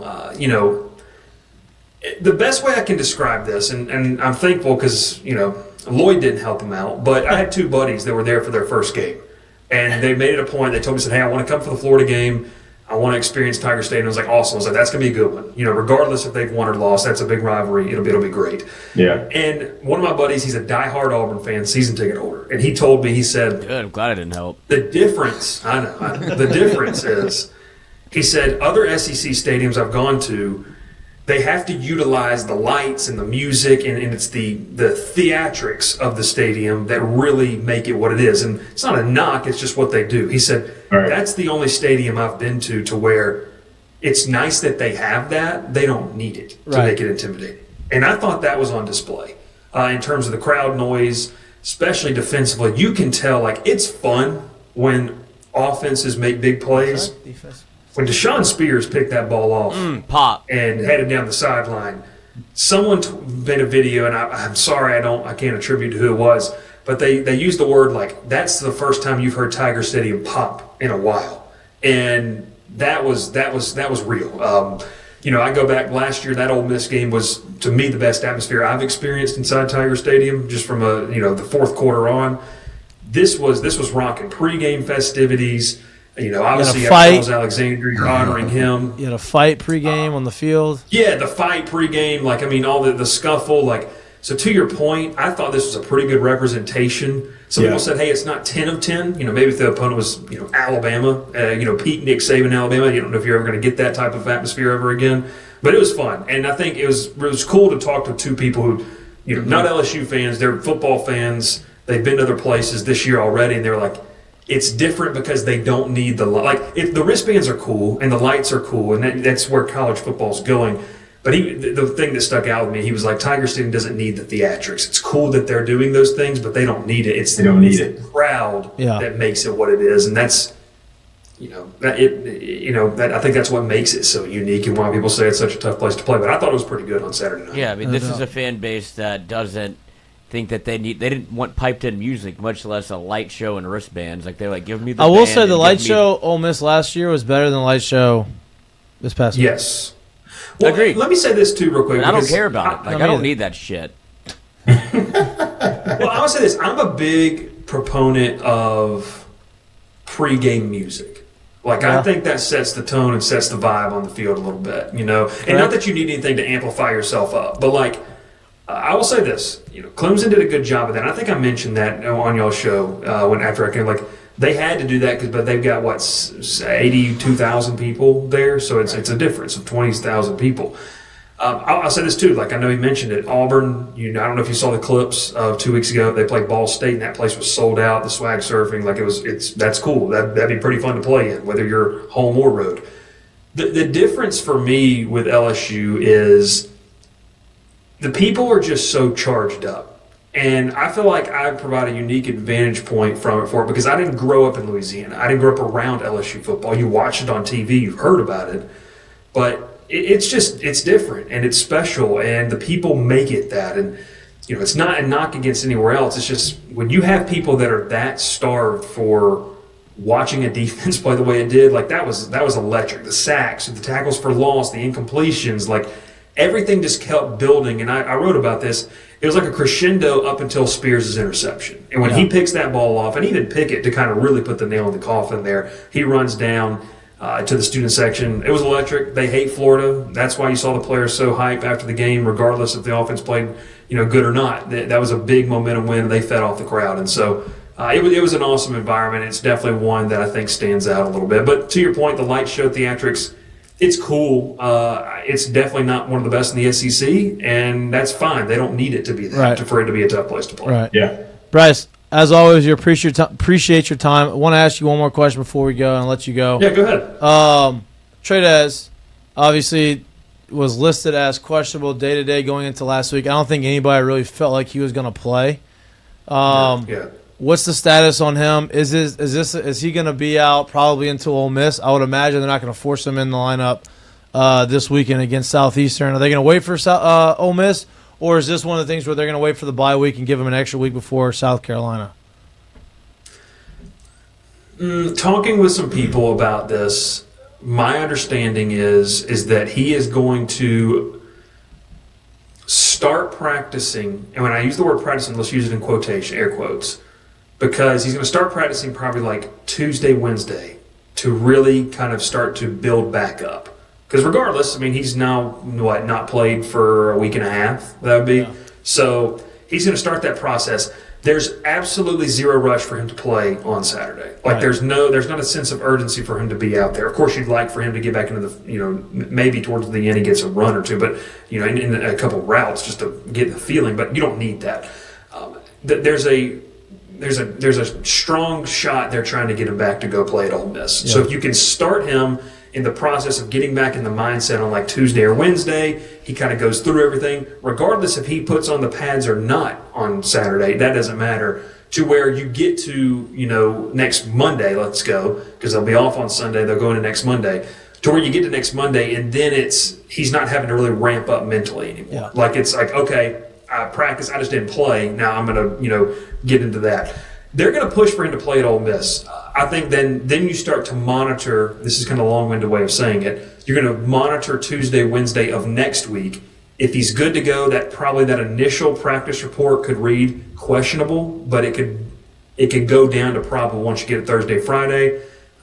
I have no doubt, though, that they're going to try to push him to play, and he's going to push to play in that Ole Miss game. And if not, look, you go win that game. I think you can win that game without him. Get a bye week, get back for South Carolina, and you should be good to go from there. But they're going to attempt, from what I understand, to try to schedule this thing out to ramp him up both mentally and physically to kind of maybe have Ole Miss as a launch date. Would you not do the same thing with Nussmeier? It didn't sound like it sounds like he's going to play, and they had obviously you heard Brian Kelly's like, oh, we can't do anything until the bye week. But I mean, Louisiana Tech held Seelaw to they shut him out. I don't think LSU's defense is worse than Louisiana Tech. They got a good defense. Louisiana Tech just won, but it's a game that you can play Van Buren and be fine. But the difference is in that situation, I think, Lloyd, is that Nussmeier can play, and if you sit him, that's also an admission that it's probably worse than what people thought it may be. So you actually make it a target. You make it more of a target than what it may be at this point anyway. So it's. I think honestly, like if Trey Davis would have tried to play, it would have been severely compromised in terms of watching him move around last week. So you just sit him. The thing on Nussmeier too, and I want to add to this, he can play, like he's able to. This is something you just play through. Okay, you got to be tough to play through. He also needs to play. Yeah. Going back and watching, he might be a little banged up. There's things he's not seeing out there. So this would be an opportunity. I don't need to see him aggravate something to sling the ball 40 yards down the field. We need to get more comfortable, get into a little bit of a routine, because we have not seen that out of him since he went 11 of 11 to end the Clemson game. So he was good enough to do that against Clemson, unless something crazy's happened that they're not really talking about since then, and this injury truly did happen in fall camp, like Kelly said, then he's good enough to play. I'd throw him out there. If you can get a half out of him, you get 2.5 quarters, and then you bring in Van Buren, because Van Buren needs some game snaps, I think, too, and that's important. That's why you got to do some things offensively to give to learn some things about the young guys, because that's one thing I want to see this weekend. And it feels like Brian Kelly would not have mentioned that had he not been Nussmeier maybe on the back end of it. Because if it happened in fall camp, he's been dealing with it for the last 3 weeks, and you haven't heard a peep about it. Right? And so now he brings it up. It feels like if he's going to bring it up, there's no reason to bring that up unless you feel like he is getting better and improving. Or you're trying to cover for yourself after you threw a tirade during a presser and you feel like the offense isn't very good. And you're like, well, here's why. Finally, I have to say something because it looks like shit. Well, and I'll say this, too. I don't know what you guys feel about it. I think I've figured out how Lloyd feels about it. I hear where there seems to be two schools of thought, right? And I don't know if you guys have talked about this, and I don't want to take it to a tangent you don't want it to go to. But the tirade, whatever you want to call it, like I viewed that from maybe through a player's lens of we know we're not playing good. Brian Kelly's not an idiot. He wouldn't have a job if he is. He understands what he's doing. To me, that was more of the guys in the locker room are going to see this clip go viral, and that's only going to make you closer. So I get it, and I'll say this too. This is probably not popular with that section of the fans who feel like this. Who cares what Joey LSU fan 32 on Twitter has to say about it? Like, I don't care. They're not in this building winning with us. It's important because they're a fan. We want them to show up to games. I get all that. But that meant more, and I think the positive for me outweighed what could happen in that locker room with those guys seeing that, rather than any negative, the Brian Kelly is a meanie type of thing. But people have preconceived notions about him already that they feel like. So he doesn't care about that. Could he have handled it better with Cobble? Yeah, I mean, that's fine. Now, let's maybe ask that the third question in. But I've never been in one of those. Does Cobble? He's not choosing to go first, right? Someone else is just randomly assigned. He had his question, and they just assigned. See, now you're going to get me in trouble. Do it. I'm not going to. I don't know if Cobble watches this show, and I'm not. That's not a diss. I'll tag him. I just don't know. I'm going to tag him. I don't know what I want to say here. No, I mean, you raise your hand, right? I mean, I would say that, and this is not an indictment on anybody, but like, Jock just say. Typically ask first question. Cobble will ask a first question. It's a rite of passage. Or Wilson Alexander. That's your big three media that you got down there. Because Lloyd's not there. Apparently he works. Yeah. So it's one of those things where baseball. You've got those three. To your point, maybe you wait. Maybe you ask it on Monday.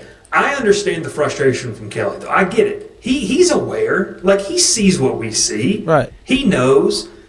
That was an emotional win.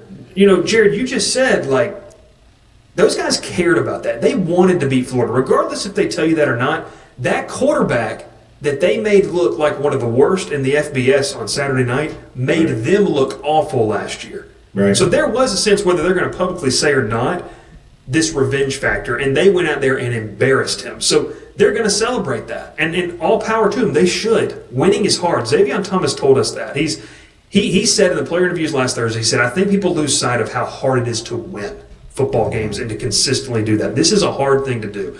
And I think it's easy. And I'm not trying to berate fans or talk down to fans. I just think it's one of those things where I think it matters more when you see your coach go to bat for you and defend you.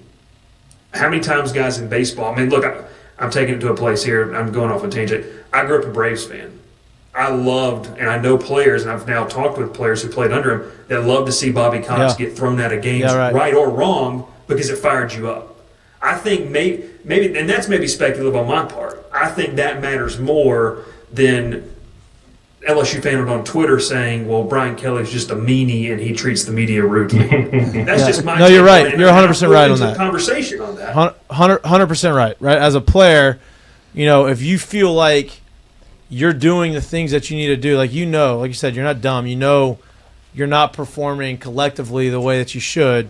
But if you're doing the things that you're doing, and you're working your ass off, and you're doing it the right way, you may not be executing it completely the way you want.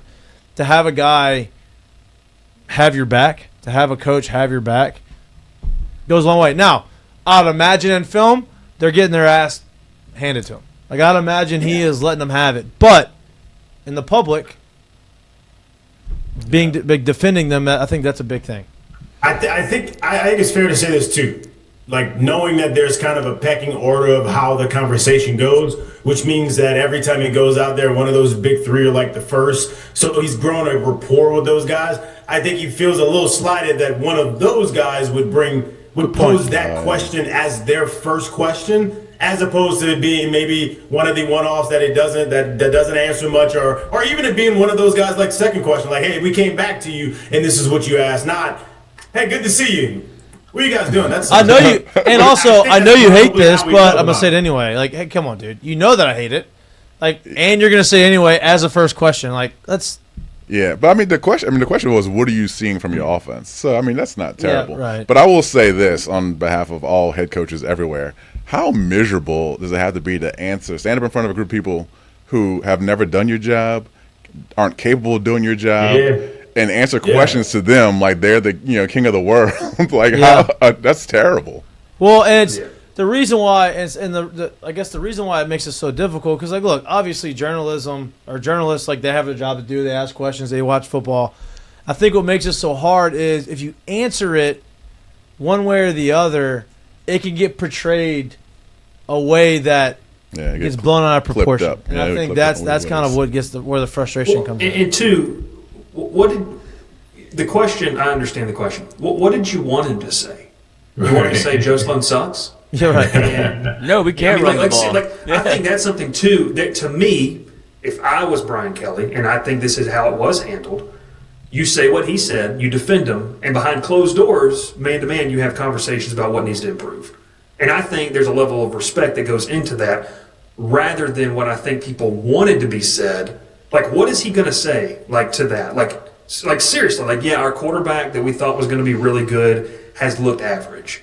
Our offensive coordinator that everyone wanted fired last year, and I kind of had to take over play calling, maybe I should get back involved. Like, what? Yeah, right.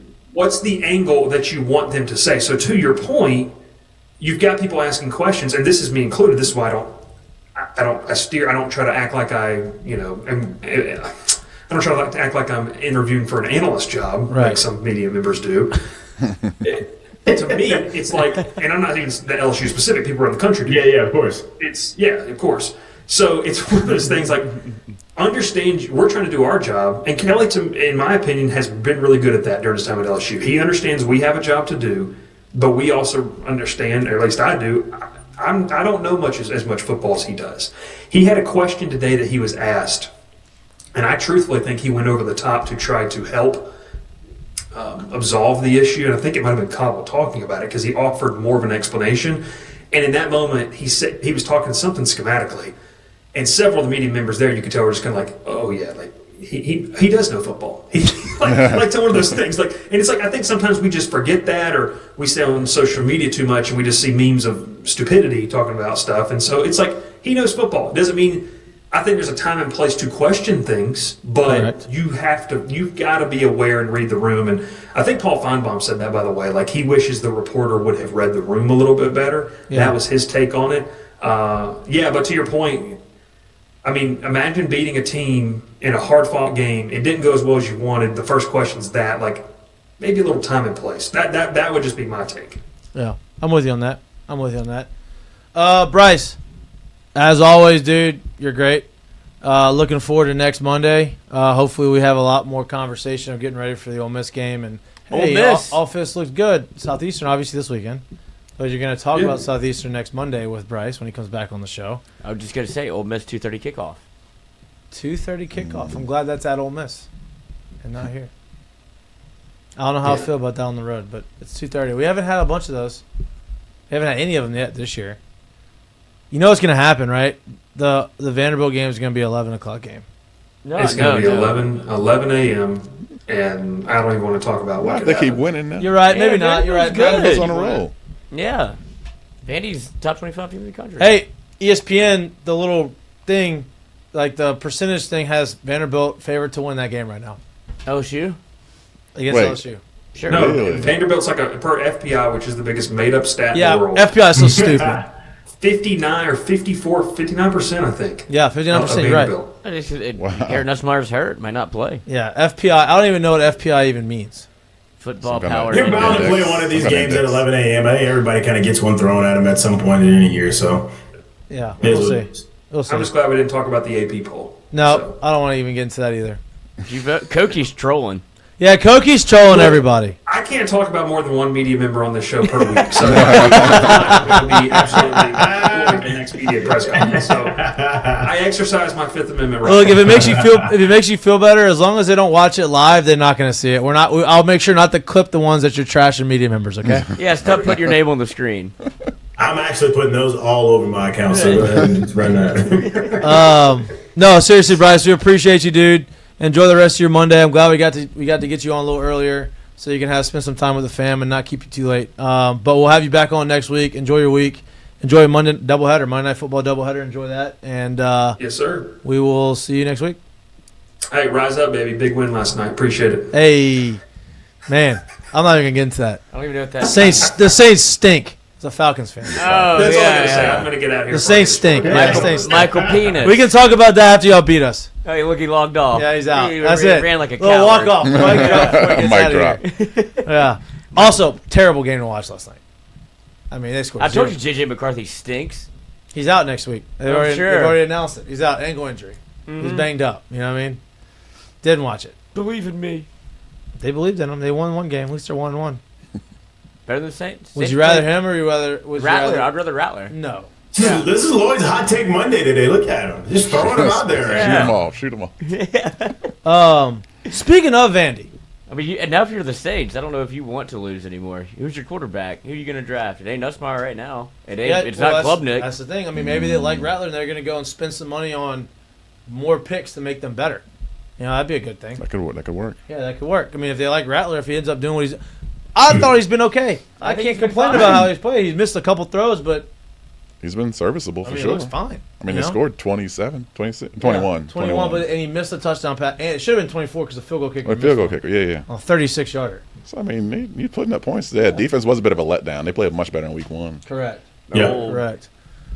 But I'll say this. DeMario Davis, highest rated PFF run defender in the NFL last week at year 15. 36 years old. That's outrageous. And Cam Jordan still had, didn't Cam he? I mean, Jordan, I had it. I didn't watch it that hard, but he had like 2 sacks, didn't he? Well, the first game, did he have 2 more last past week? I think he has 2 sacks. He had that first sack of the season for sure. I didn't like really lock into the Saints this week. Kind of like watched him at a distance a little bit, but he definitely had the first sack of the season. Yeah. No, look, they were in it. The defense kind of gave up some big plays. They had a touchdown that should have been made that Rattler missed a throw. That was one that he probably wants back, and they missed a field goal, I think, in that possession. Mm-hmm. So, but other than that, like, they played pretty well. I mean, Kamara had 100 yards rushing. You know, you had guys making plays. It's just our defense didn't stop them, and they scored points, and we didn't score enough. Not bad for old people. Not bad for old people, Lloyd. Hey, not bad. Timeless. Also sucks that we lost one of our safeties. You know, you lost Justin Blackman last week, so don't have him. But Justin Blackman. I mean, not Justin Blackman. He's an alcoholic. Blackman, whoever the safety. What's his first name? You did this. His last name is Blackman. Nobody wants to help me with that. Nobody knows it either. I don't know anybody's names. Yeah. Well, one of the safeties they got. Justin Blackman's wide receiver. I know. One of the safeties that we got as in free agency, along with Eric Reed's little brother, Justin Reed, went down for the year. Or for at least Julian Blackman. I knew it started with a J. Are you close? Wasn't that far off. Close. Julian Blackman. He's got him too. Huh? What? He's coming off an injury anyway, so this is not good for him. Oh, Injury being hurt, prone. being hurt again. Injury Yeah. prone. But let's talk a little bit about college football before we end the show. Where is it? I don't know. Like, I Wide guess open. if I had to pick a team in college football, that I'm like, damn, okay, like they may be the team right now, which could change next week. Miami? Yeah. You know, like, I mean, USF obviously not a household name, but ranked in the top 25, had played 2 really good games, been physical. Miami put up, 49 points against them? Something crazy like that. I mean, A&M's been impressive, obviously going to Notre Dame, winning that game. But like Georgia, big win. Georgia, big win, but also Tennessee. I think Tennessee won that game good, too. yeah. And like as far as the media goes, because I thought I didn't think they were going to be that. They're that good, but boy, did they catch a break with the quarterback. I thought, I don't know, great transfer pick, right? Yeah. For sure. Yeah. And I actually picked games this week with somebody else, and I can't be a sports bettor because I was so aggravated because I picked.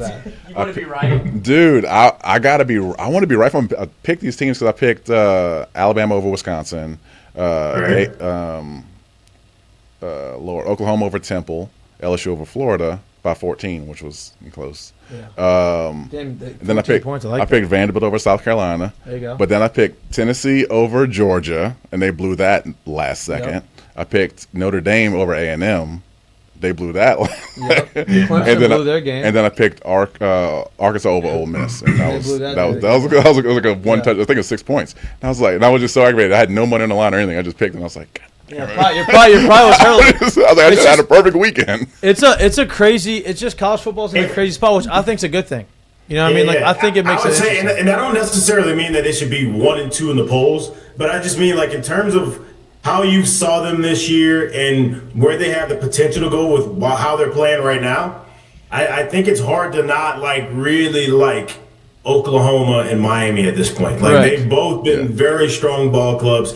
Oklahoma had a strong defense last year. They just literally lost everything on offense, right? And so they weren't able to sustain drives. They couldn't stay on the field. That obviously kills your defense. But you bring a offense in where it almost feels like you're watching Baker Mayfield all over again in that same uniform there, right? John Mateer is real. They got a good offense there. The defense has been even better this year than they were last year. So you feel good about kind of how they've played. But then, like you said, you watch Miami too, and it's like, did they just take another step up? Did they just find another way to kind of go to that next level after kind of what felt like they recaptured old school Miami days, old school to you days back at last year? Did they kind of bring that back a little bit further this year? So those are the two teams, and like I said, I wouldn't necessarily say they're 1 and 2 in the country, but when you look at who's played very solid football for the first 3 weeks of the year, I think it's hard to not look at those two. Yeah, and look, Ohio State obviously, you know, they beat Texas. Obviously, Texas right now offense is struggling.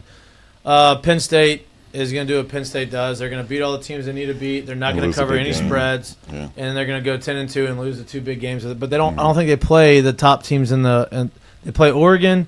Oh, they do. Play Oregon, Ohio State, and Indiana. Those are the 3 top games that they're going to have to play.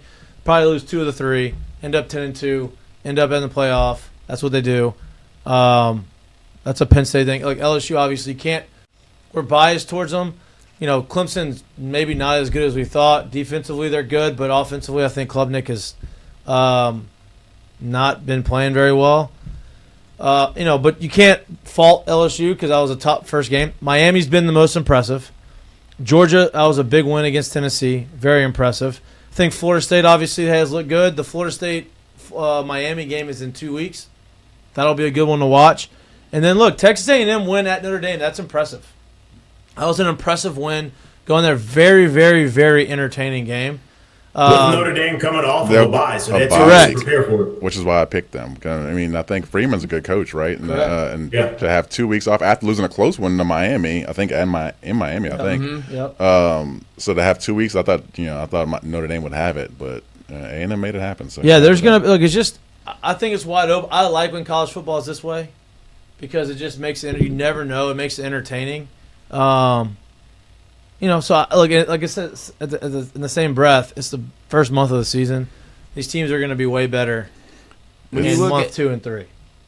It's we talked about it last time I was here. It's like we don't know who's good, right? I mean, if you're looking at LSU, we're still pretty positive they're good. They got often struggles, but they've beaten 2 losing teams in an FCS school, right? So it's like, maybe, right? Correct. Like the other teams that we've played, like not that they're not good, but they haven't won. On paper, great. So I mean, you got to see who's. That's why I'm trying to pull up who Ole Miss has been playing this year. They play Tulane next. Tulane's been solid. Ole Miss plays Tulane. They play Tulane this week. Wow. That's actually a sneaky game. Tulane's been my team on the bets.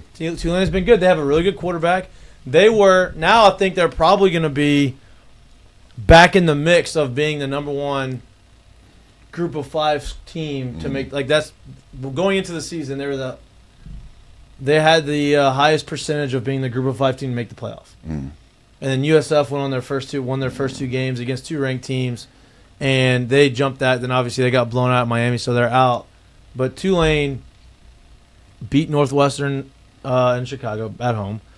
They barely beat South Alabama, which was whatever. And then Duke, they beat Duke last week, I think, by a touchdown. So they put themselves in a good position. But this Ole Miss game, Trinidad Chambliss got his first career start for Ole Miss. Trinidad Chambliss. Oh, yeah, because their quarterback didn't start. Yeah, he went 21 of 29 for 353 yards and a touchdown, 15 carries and 62 yards. And a quarterback controversy? Touchdown. I think so. Quarterback controversy. I mean, Arkansas can score it. Yeah, because their quarterback, Talon or Tyler? Green. Talon Green. Pretty good. Pretty talented. That's the numbers Cabo wanted when he was asking Kelly. He's like, "What do you want from me? I want that. No doubt, I want that many Give points. me that. What do you want to give up that many points? I mean, you guys, it works both ways. Taylor Green, 22 of 35 for 305 yards and a touchdown, 14 carries for 115 yards and 1 touchdown. There's some dual threats left on the schedule. No doubt. No doubt. Last year I'd be shaken. This year I feel a little bit more confident in us being able to defend that. And then look, Vanderbilt. I mean, is he a dual threat? Yeah, I think he's more of a scrambling dual threat than like, hey, we're gonna have a bunch of design runs for you. You can tell who his favorite player was whenever he was growing up. Yeah, Johnny Manziel. Mm-hmm. Yeah, no doubt, no doubt. But look, they blow South Carolina out. Obviously, Lenore Sellers got hurt, I think, in the second quarter, so he was out. Their backup quarterback, obviously. Well, good. Technically, he's fine. On ESPN. Their backup, I guess it shows you that ESPN didn't do their homework. Their backup quarterback on ESPN is listed as a wide receiver. Luke Doty? Yep. Doesn't sound like a wide receiver. Listed as a wide receiver. Don't think he's a wide receiver. Not as good as Lenore Sellers. Obviously, offense changes when he's not in the game. But, they dominate him. Jared, what do you see? Do you like anybody that we haven't talked about? Do you see this man as a wide receiver? No. No, the ones I just named are the ones I kind of like. That's where I'm at. Yeah. But it makes it interesting. Obviously LSU schedule was always going to be tough because it's the SEC. But the fact that Vanderbilt's playing the way they're playing, the fact that Arkansas is putting up the points that they're playing, it feels wide open. Makes their schedule even harder than you look at the schedule. Oh, you're going to beat Vandy. I still think you beat Vandy. I still think you beat Arkansas, but I think they're going to be. I think that grinds. Would you not say that game has shifted? We did a segment this morning of ranking the challenges going ahead for LSU, like the top 5 games on LSU's schedule that's remaining. And if I did that before the year, Vanderbilt would not have been on there. But then we had them 3. Yeah, Oklahoma's up there. Oklahoma's 1. Oklahoma's up there. Obviously, look, Alabama looked good this weekend. Yeah. I know it was Wisconsin, but you're going there. They looked a lot better, right? They're going to be good. Their quarterback is pretty good. He was a very highly touted. I mean, the ball comes out of his hand. Nice. Ty? Fast. Yes. Yeah, Ty Simpson is a dual threat too. He can run it a little bit. Yep. He just hasn't had the opportunity. You saw him last year against USF, and he struggled in the rain, and it was there, and you couldn't really even watch the game, and then it became put Milroe back in, but Ty Simpson was a 5-star quarterback. Yeah, he was. He was the number 2 quarterback in the number 2 dual threat in the country. Yeah, and look, you're gonna find out a lot about Auburn here. Auburn score it. Auburn, Oklahoma play next week. Then they got A&M. Then they got Georgia. Then they got Missouri. So they're about to go through the gauntlet of the SEC. Missouri's a top 25 team, but they hadn't played. They have 11. Missouri's a sneaky one too. They're scoring a ton of points. Yeah, they are with their backup quarterback. Because he wasn't initially their starter, right? Didn't their starter get hurt week 1? And then this guy... they were no. They were kind of basically both playing back and forth. You didn't know. The one that got hurt was the guy that was also the starter on the baseball team. He was a actual right-handed pitcher on the baseball team as well. But this is the kid that came down from, if I remember correctly, Penn State and left before the team played in the playoff game because he wasn't going to be able to find a spot. So this is one he was highly touted. Just no one knew what he was going to be able to do, and he's played well. Yeah, look, I think there's 11 SEC teams ranked in the top 25. So it's going to be a gauntlet. Everyone's going to have a tough schedule. It's going to be interesting to see how it plays out. But, even last week there wasn't a ton of marquee games, but there's a ton of interesting games, right? Still, Chad, it's just very interesting. You're still trying to, like I said, it feels like the whole lot of parity. Now that the Nick Sabans of the world are gone, Georgia doesn't feel like they really have the same amount of, I don't know if it's quarterback play or what. I can't really put my finger on it. They're not as dominant as they were when they went on that stretch run. And then everybody else around the country, I'm not scared of Penn State. I'm not scared necessarily of what Oregon has to offer. You've seen the changing of the guard when it comes to quarterback play, and that's why everybody wants to circle LSU, but they're making it extremely hard to do so. Yeah, right. Because they want to do sexy offense. But again, actually defense. But again, it's been 3 weeks. 3-0. And, I think there's still a lot to be learned. Yep.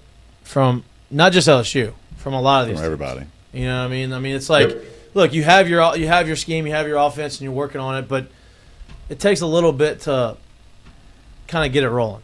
And I think you're going to see the offense. I think you mentioned it last time you were on the show, the way the schedule lines up of how you have Clemson, tough team. Then you had Louisiana Tech, another team that you should beat, but you're able to work on some things, get some guys some snaps. Now, it didn't work out as well as you wanted it to, but you go ahead and you win that game. Then you have a tough game at home against Florida, and then you got Southeastern, which another game where you hopefully starters are out at halftime and you allow some of these other guys to get some opportunity to get some snaps, and then you get Ole Miss on the road. So and then you get a bye week, and you get South Carolina. So working more stuff. Yeah, for sure. So the schedule lays out for them pretty well in theory. Week on, week off. Yeah. And then you get to South Carolina, and that's when the SEC gauntlet starts. And you go through that month, and you get a bye week before Bama, like you always do. And it's just, that's when it's going to get hard. But, this first 4 or 5 games is when you figure out what works, what doesn't work, who do we can count on, who can't we count on. That type of stuff. They still have the bye week before Alabama. Mm-hmm. So you get 2 bye weeks. Are we gonna keep that? Because they were doing the Nick Saban era. They needed that extra week to prepare for him. I don't know. Move that around or what? They said they were going to keep that, but if they go to the 9-game conference schedule, is that going to ruin that rivalry? I don't know. I think they like the Alabama LSU rivalry. It's a moneymaker. It's a moneymaker, regardless of who's coaching. Yeah, that would be so disrespectful if they got rid of the bye week before Bama. Be like. It was a Saban thing, not a Bama thing. It wasn't there before Saban was there. No. It was a Saban thing. Yeah, it was a Saban thing. No doubt. All right, let's get to the seggies, Lloyd. I do have a mistake of the day, and I don't know if you saw this, but it's a little baseball moment. I don't think people particularly like Ken Rosenthal, and it's for moments like this. He doing an on-field interview, kind of a nerd, bow tie guy. He's 5'6", 5'2". Yeah. These on-field 5'6". Interviews tiny. don't help that stature either, and it's after a walk-off win, and so obviously what happens when people walk it off at home. They go to dump the bucket, and he backs into a cameraman, and somehow watch this mean mug. He gets mad at him, and the cameraman is just trying to do his job. Hey, what the fuck? Part of the team. Hey, if you go back and watch him like very slightly throw his hand up, like, what was that, bro? Get out of the way. Look at him. What you doing back there? Like, my job. Why are you here? That's dirty. How dare you? That is dirty work right there. That was the only time in his life he's ever run anybody over. There's no doubt about that. He did an interview and tried to make it sound better, make it look better. It didn't do well. No, he's a prick. He said, you don't remember I had to do TV. I think a lot of people on TV would like to see the personal side of you picking someone up that you knocked down. That's probably good TV too, I don't know. I didn't like it. Yeah. No, yeah, there's an apology out there where I feel awful about it and about what happened, and I apologize profusely. Brother, your actions speak louder than your words. You looked at him like he was less than nothing.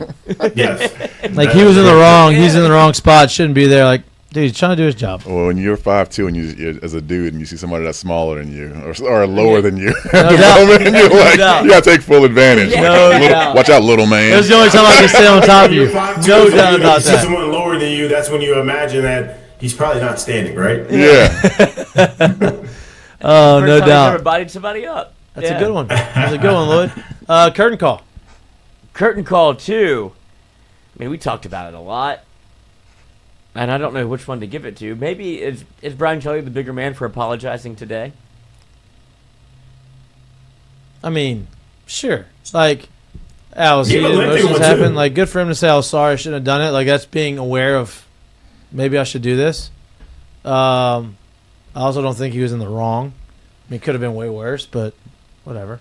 Is that your curtain call, his apology? No, I was just wondering Okay. if that's what it should be. I didn't know if we were going for a show curtain call because this has been big in the media, so I didn't know if it was something. Obviously, you saw Bryce and how he was there, I would imagine. Yeah, Bryce, I mean, and Feinbaum. Look, Feinbaum loves to trash LSU and Brian Kelly.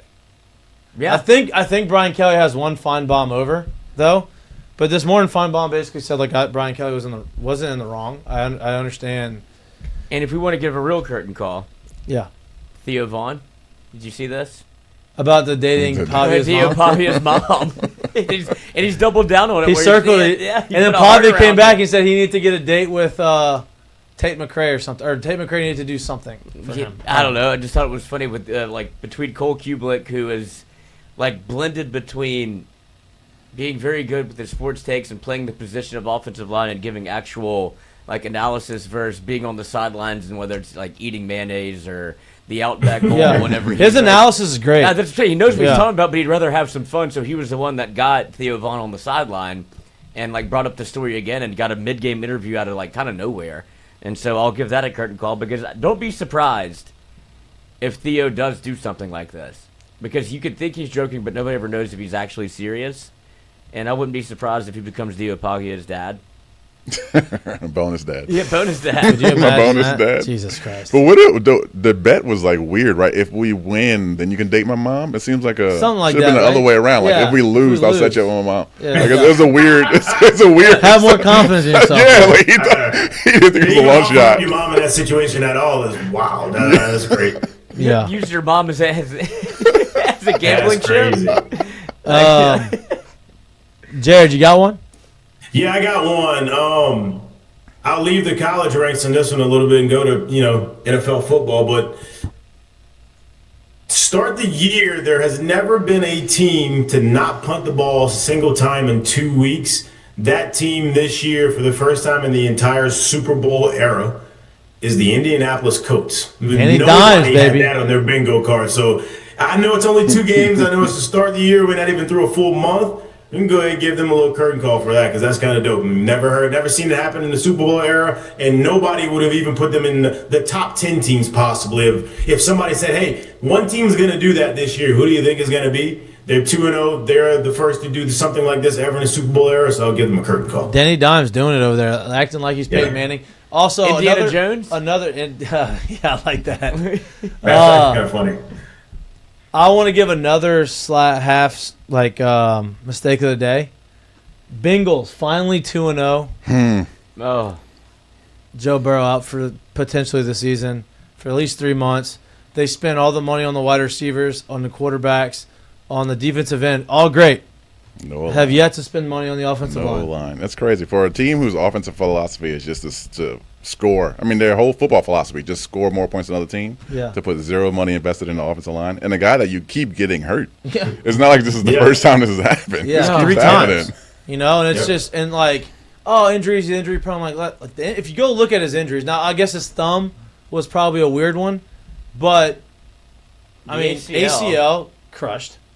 And then his turf toe, torn ligaments in his toe, that's all because he got twisted around. It's just he gets twisted around a lot. And they talk about, I think McAfee had the perfect thing. He goes, they talk about how tough he is.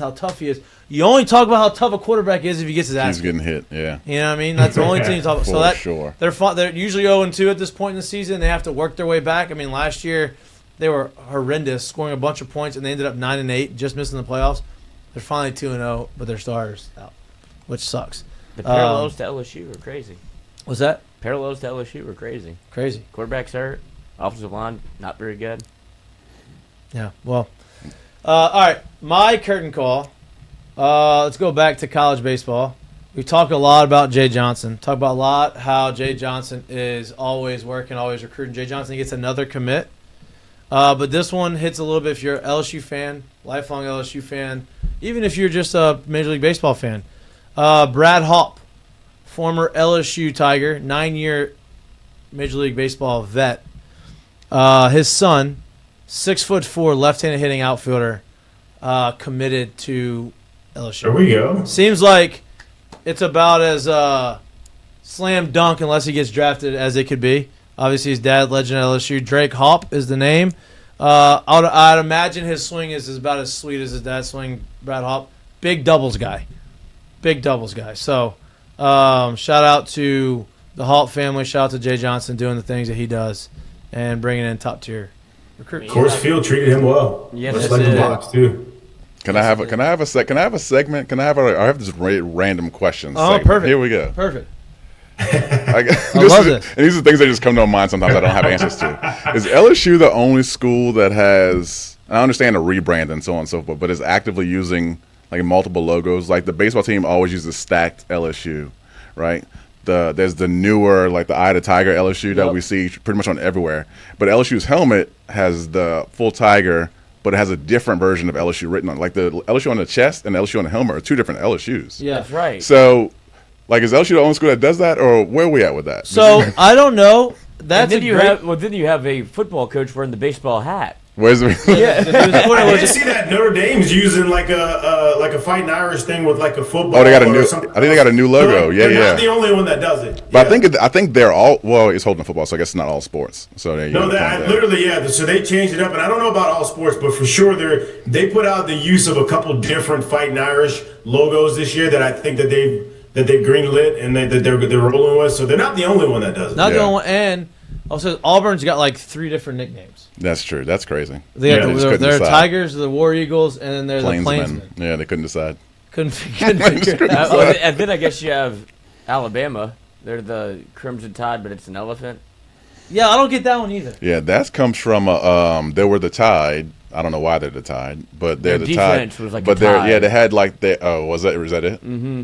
But they're one. I guess at some point, I think Bear Bryant era, their offensive linemen are coming in, and you can hear them stomping down the tunnel, and it sounds like a herd of elephants. So that's where the elephant thing came from. So they actually never had they never had a mascot before. Like I'm confused. Valid. I don't know. I don't know what. I guess nobody could sew a Tide costume. So like let's go with this instead. I mean, Tulane struggled in that same fight. They got the booger. Yeah, the green wave. Yeah. The booger. You're an idiot. UL used to have the pepper. Yeah. I don't know if they still have the pepper. I'm sure they just want to be University of. They just want to be Louisiana. License plate. Yeah. You got to start winning games. You can't get smoked every game you play now. They get smoked a ton. They got smoked. All right. Quarterback. Yeah. Almost had one. Maybe he's back next year, 6th year. All right. Might be going to Van Wilder. That's well, I mean, they got Zach Calzada still playing. That's true. Zach Calzada, well, actually, just got benched, I think, at Kentucky, but he's in his 7th or 8th year in college football. I think he was a starting quarterback at A&M before COVID. Yeah. Like, a long time. Like Max Johnson, who's at North Carolina. Yeah, Max Johnson's still playing too. Like the old school movie. Remember that? Yeah, no doubt. We're going to Sharika. No doubt. That's back to school. 32 years old playing college football as a quarterback. Wow. Well, that's going to be more and more normal though, because they changed the JUCO rules. Like you can go to JUCO and it doesn't count as. They're trying to figure that out. That's wild to me. Baseball, they wouldn't let you. Football, you can. Like that. Pavia should be out. Like. Isn't he the reason to have that? Yeah. He's the reason. Yeah. That's that and the amount of money that some of these guys are making.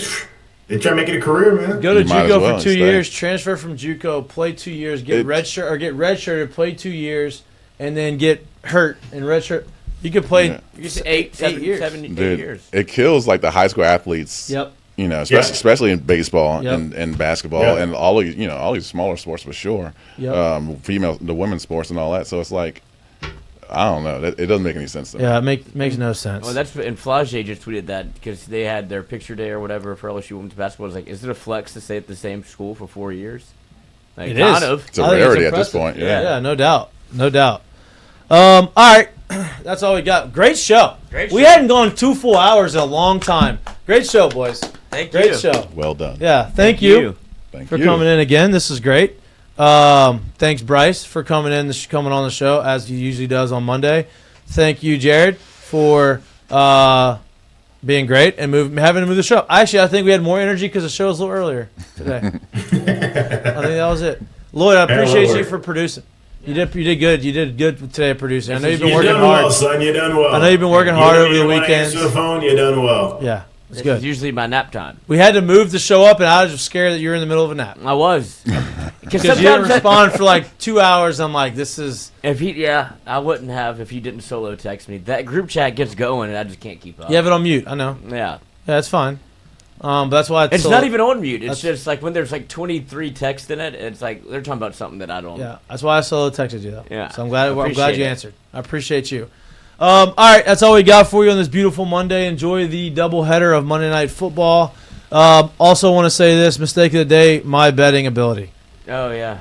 I am in a funk. Funk. I can't figure it out. I think But you are winning some. No, I mean last weekend was not good. I didn't win any. I won. I don't have $0. I don't have $0. I won 2 bets. How many did you put in? More than 2. Okay. Okay. Did not he loves win. to gamble so much and talk about it that he starts. He's like, "We're not doing this." And anymore." like I was watching the games at half, and I'm thinking like, I'm in a great position right now, and then they just shit the bed. you forget how frustrating it is. This is why I can't do it, because I would have lost my mind to lose money over. Like I said, I made my picks and I was like, these are teams, and I'm like, I'm having a perfect weekend. I'm going 7-0, and then last second lost. I was like, come on, man. It's just, I gotta lock it in next week. Look, I'm trying to get my feet on the ground. You know, I'm trying to get in rhythm of just like every other team. Just trying to get my rhythm. Just trying to go 1-0 every. We're gonna win. We're gonna win the mic'd up parlay this week. Lloyd has not missed. Me and Jared have missed the last 2 weeks. No, I missed last week. Jared missed the week before, and then me and Jared both missed this week. So we do a show parlay every Friday. We each pick one game, and last year I think we won the first 4 weeks in a row. Yeah. He picks a game, I pick a game, Jared picks a game, and we all put it in as a 3-leg parlay, and we were very fortunate. It's usually around like plus 600 odds, and we won 4 straight, then lost one, then I think we won 5 or 6 last year. And it's not easy to hit a parlay. Yeah, for sure. And we're 0 for 3 right now. And it's okay. It's Long year. Everything balances out. Yeah. We don't look. I said we don't know who's good until October, right? That's We've it. had this conversation, so you got it. Long year. We got plenty of time. Plenty of time. All right, please like and subscribe to our YouTube channel if you can't watch us, but you like listening to us anywhere you get your pods. We appreciate the support. We appreciate y'all tuning in. Enjoy your Monday. We'll see you on Wednesday. Peace. Jared, how we do? We deserved a big one. We deserve the fireworks. We did. I don't think you've gotten the fireworks all the time since Cam's been on the show. No, the first time we gave us You did? fireworks. Yeah. Okay. Yeah. Okay. You weren't good enough, I guess. Slacking. Yeah, it was Bryce not asking the tough question. And then said something and bounced. Mic drop. Yeah, he didn't even let us respond to it. How about the Falcons? Take that. Take that.